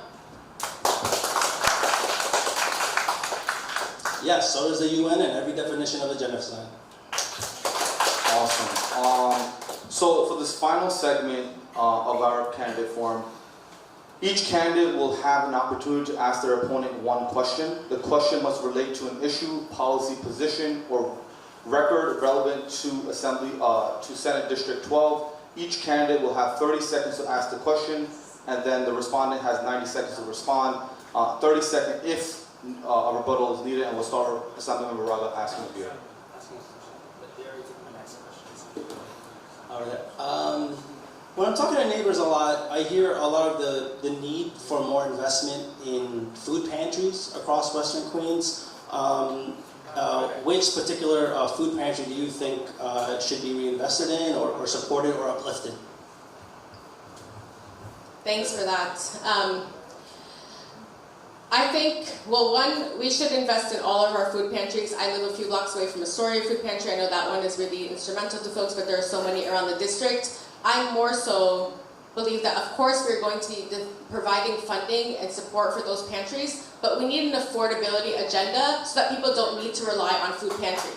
That's what we need to achieve. We need to fight for a higher minimum wage. We need to fight for fast and free transportation, for free healthcare, because people should not be relying on mutual aid benefits when our government should be delivering those benefits to them. And that's what this movement that I'm part of is all about.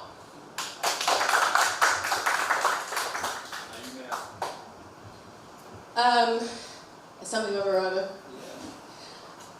Tell us about a time when you were in the state legislature where you struggled to take a courageous or bold stance and about the pressures that you faced there. Yeah, thank you for that question. There's many votes that in the state legislature that you have to reflect on, and there's a lot of, you don't know if you're going to go yes or no. Some you do already, and some you don't. I think the big vote that I always think about is that vote on land alienation here down the street. I struggled with that. For folks that were in the assembly, they know that I didn't even swipe in yet. The session started. I'm like, I'm voting no. What am I? And then even for a few folks know this, right before I went there to the chamber, I went to Zoran's assembly office to see if he's in and how he's going to vote. He wasn't there. But I think that's where I struggled, because at that time we were talking to our constituents, we were talking to our neighbors, we were talking to the nonprofits and unions, and overwhelmingly, especially in my emails, the thing that we heard at that time, the day of the vote until that vote, is that people were for it. Although I had reservations for the project, although I had reservations with casinos in general, although I always have concerns in regard to putting developments in communities of color that might impact gambling addiction, of course. However, after that, we've seen that there has been a rise of folks that are now expressing their concerns after that vote. And that, again, it wasn't a perfect situation, and looking back on it, I probably would have changed my vote.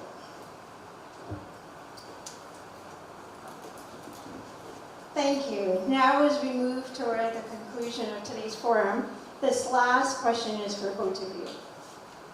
The South Asian and Indo-Caribbean communities are a defining and growing part of District 12's electorate, with increasing turnout and political engagement in recent election cycles. If elected, what specific steps would you take to ensure these communities remain consistently engaged with government beyond election day? And how would you ensure their voices are represented in Albany policy making? We'll start with Assemblymember Raga. Thank you for that question. The South Asian and Indo-Caribbean community needs to be centered and uplifted in the state government. I know that because I've lived and worked and I grew up with our South Asian and Indo-Caribbean community here in Queens, and I'm so proud that in the state legislature we have started to give those resources. In my assembly office, I have Nepali, Bangladeshi, Indian staffers. So make sure that our office is reflective and has not just in language services, but cultural competency to be proactive when we try to meet our constituents where they are. In the state legislature, the state senate, what we need and what I would be proud to champion is number one, we make sure Eid is a holiday throughout the state. Two, we make sure we have the $30 million in investment in the Asian American community nonprofit organizations, so our South Asian community, our Indo-Caribbean community can get those resources for their nonprofits to make sure they can continue the work in the front lines of our community. And lastly, with all our South Asian and Indo-Caribbean communities that are contributing here into New York State, we should make sure that in our schools we have a curriculum that is reflective of the contributions and accomplishments of our South Asian and Indo-Caribbean communities. I'm so proud to work with the REACH Coalition to make sure that's a reality in New York State, and we should have that in the state as a whole. I will fight for that in the state senate. Thank you.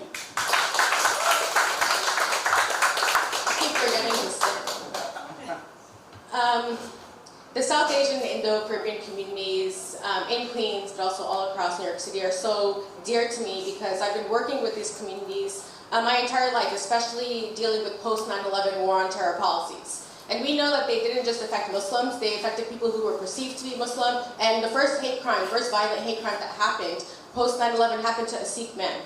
So I have been building with these communities since I was young, around these policies, around immigration policy, and I really feel like they are my family. And again, I really feel like communities who have gone through experiences of marginalization and oppression together have this bond, and we need to build our movement. We need to include our communities in the political process. Now, when it comes to the question of how we're going to empower our communities, I actually think that so many of our communities, we have such a politically strong, intellectual, smart, active community. But I think a lot of them get disenfranchised from the political process because of constant disappointment from political actors. Because of constant disappointment from politicians coming in and saying they're going to do this or that for them and not actually even looking at them the second that they get their votes. And that is something that we have seen as people of color, as communities, over and over again. And so actually creating a political movement which they are part in, that is transforming the political process, that puts their needs at the forefront, that is creating power behind their needs, I think that is the way to engage them in the best way possible, because we are a strong community. We came out in unprecedented numbers, right? In this last election, we showed that we have power, and that power needs to be contended with. So that is something that I'm going to be fighting for. Lastly, I will say,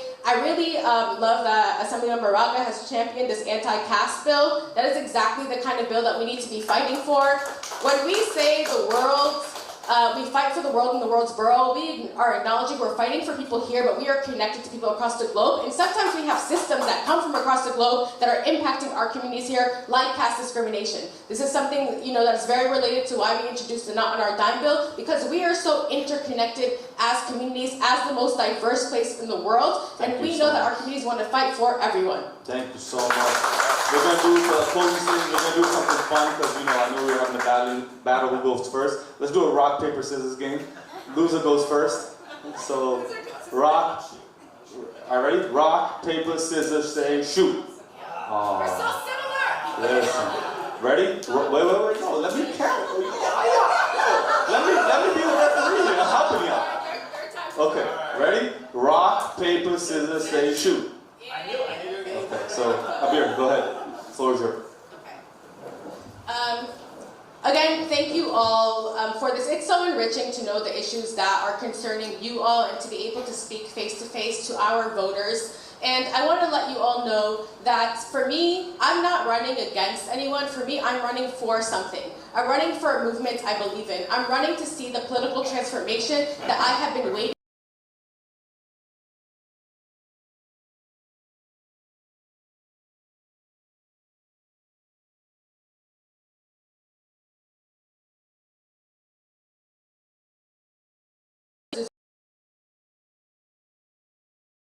agenda. We're going to pass that and go beyond it. healthcare for all, affordable housing for all, and fast and free transit for all. People tell us it's impossible, we're going to make it possible. That's what this movement is about. And we're going to fight destruction. We're going to fight against ICE picking up people off of our streets. We're going to fight against climate destruction and the climate rollbacks that our governor initiates and does not and includes in the state budget. And we know that climate is something that affects our neighbors here, whether it is in Asthma Alley, and it affects our communities where we come from. The way that we use our energy sources and rely on fossil fuels instead of investing in other sources is affecting people all across the world, and we are an anti-war campaign. We can bring anti-war to the state. That is with passing the Not on Our Dime Act, that is with divesting from Israel funds, that is by making sure that our elected officials who represent us on a local level are willing to stand up for our human rights and the human rights of our families, whether they are here or whether we are talking to them on a Skype or a Messenger or like a WhatsApp call across the globe. That is what the World's Grow is all about, and I look forward to a system of co-governance, bringing folks in. I want to meet people I didn't meet. I want people who are in different positions, who work in hospitals to help me, develop my policy platforms around healthcare. That's how we do this. Co-governance, and lastly, we're going to tax the rich. We're going to get that revenue. This is a demand of the people. We're going to make that happen. All right. Thank you so much, bigger fans. But now we'll go to Assemblymember Rugger. Thank you so much. It's been exciting to join this lively debate and everybody in the audience today. Again, I'm Senator Steve Raga. I am running for Senate 12 because in my experience as a resident here, as a legislator, and as a community advocate, the legislation and policy they passed in Albany is a matter of life and death. I've seen it for people struggling for health care.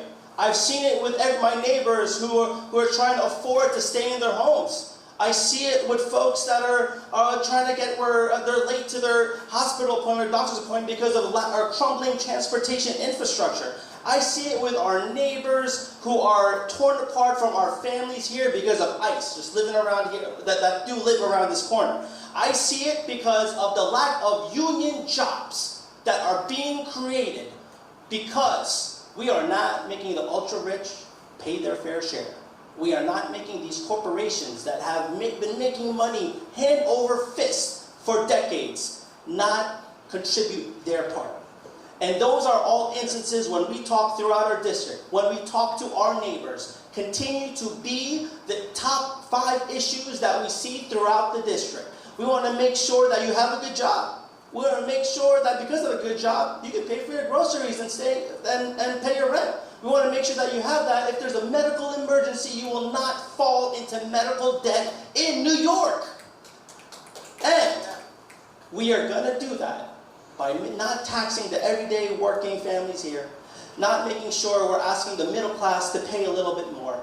We're going to make sure we get that, increasing our revenue by taxing the ultra-rich, and we need to do that at the state senate. So, if that's what you want to do, and if you want an advocate who has been a civil rights advocate, an international human rights activist, and also a legislator that's been doing the job for 4 years, and deep roots in this community, by executive director of Wits on the Move, on the community board, my family has been here for decades. I care about this district, I know this district, and that is why when you ask me what am I ordering in Himalayan Yak, it's French fries, because I know what they got in this book. Thank you so much.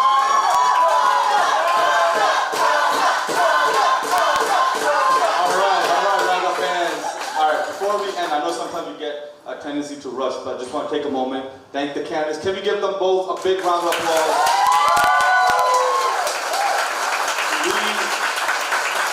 We are 1 week away from early voting, and they decided to come out and let the community hear their stances on some key issues. So we're very thankful. We're also very thankful to Soma. Can we give Soma a big round of applause, the owner of this amazing establishment? And I saw some people already ordering in the back. This is a small business, so before you leave, order something, right? Don't just take the free chai and leave. And make sure you order something, support the small business, and I might be doing the french fries. So, you know, that being said, I just want to have all the organizers to this candidate from come up. Let's take a group photo, and until then, I'm going to have Farhan also share some words.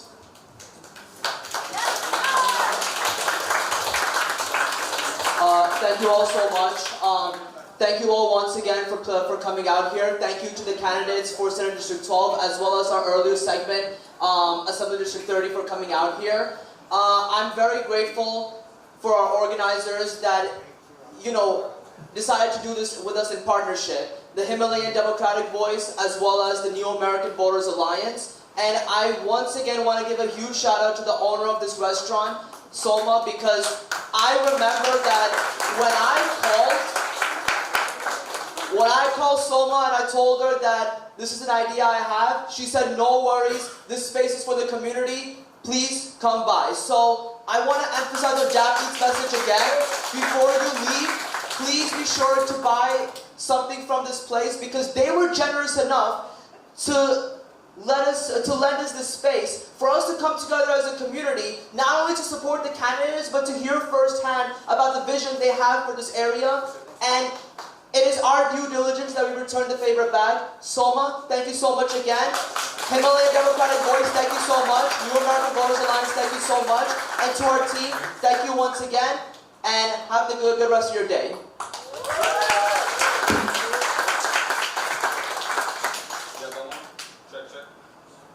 Also, we want to thank our partners, Himalayan Democratic Voice, who was also a key part of this entire event, as well as Nawa. So please, let's also hear from them. Thank you all. This is Micheman Lama. I'm so proud of you guys. We as Himalayan, South Asian, Indo-Caribbean, we are together. Then we try to make our voice to heard someone going to wherever, council, assembly, senate, everywhere. Let's come together. If we walk together, we're gonna win.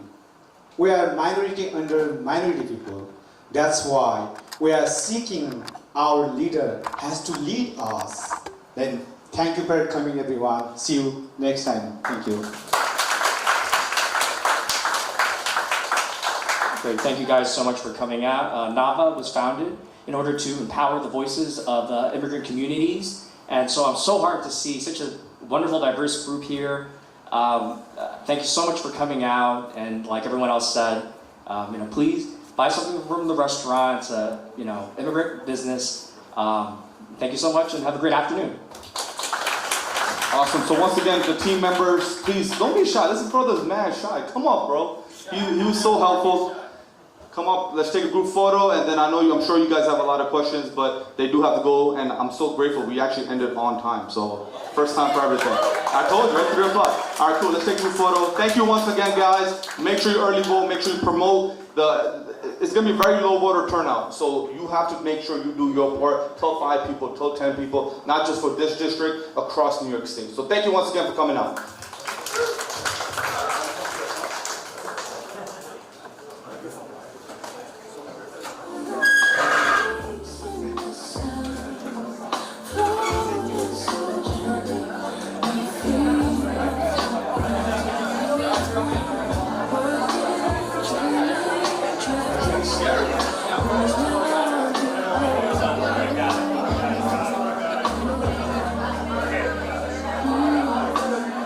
So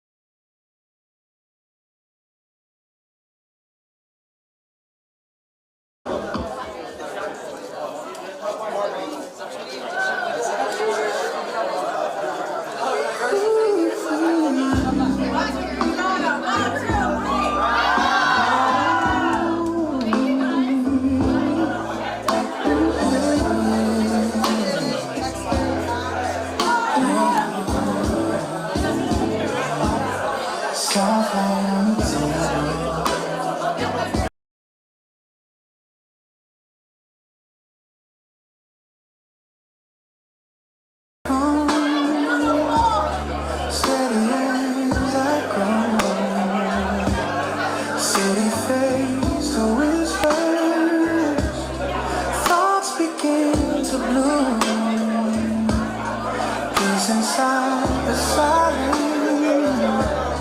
Music fills the room.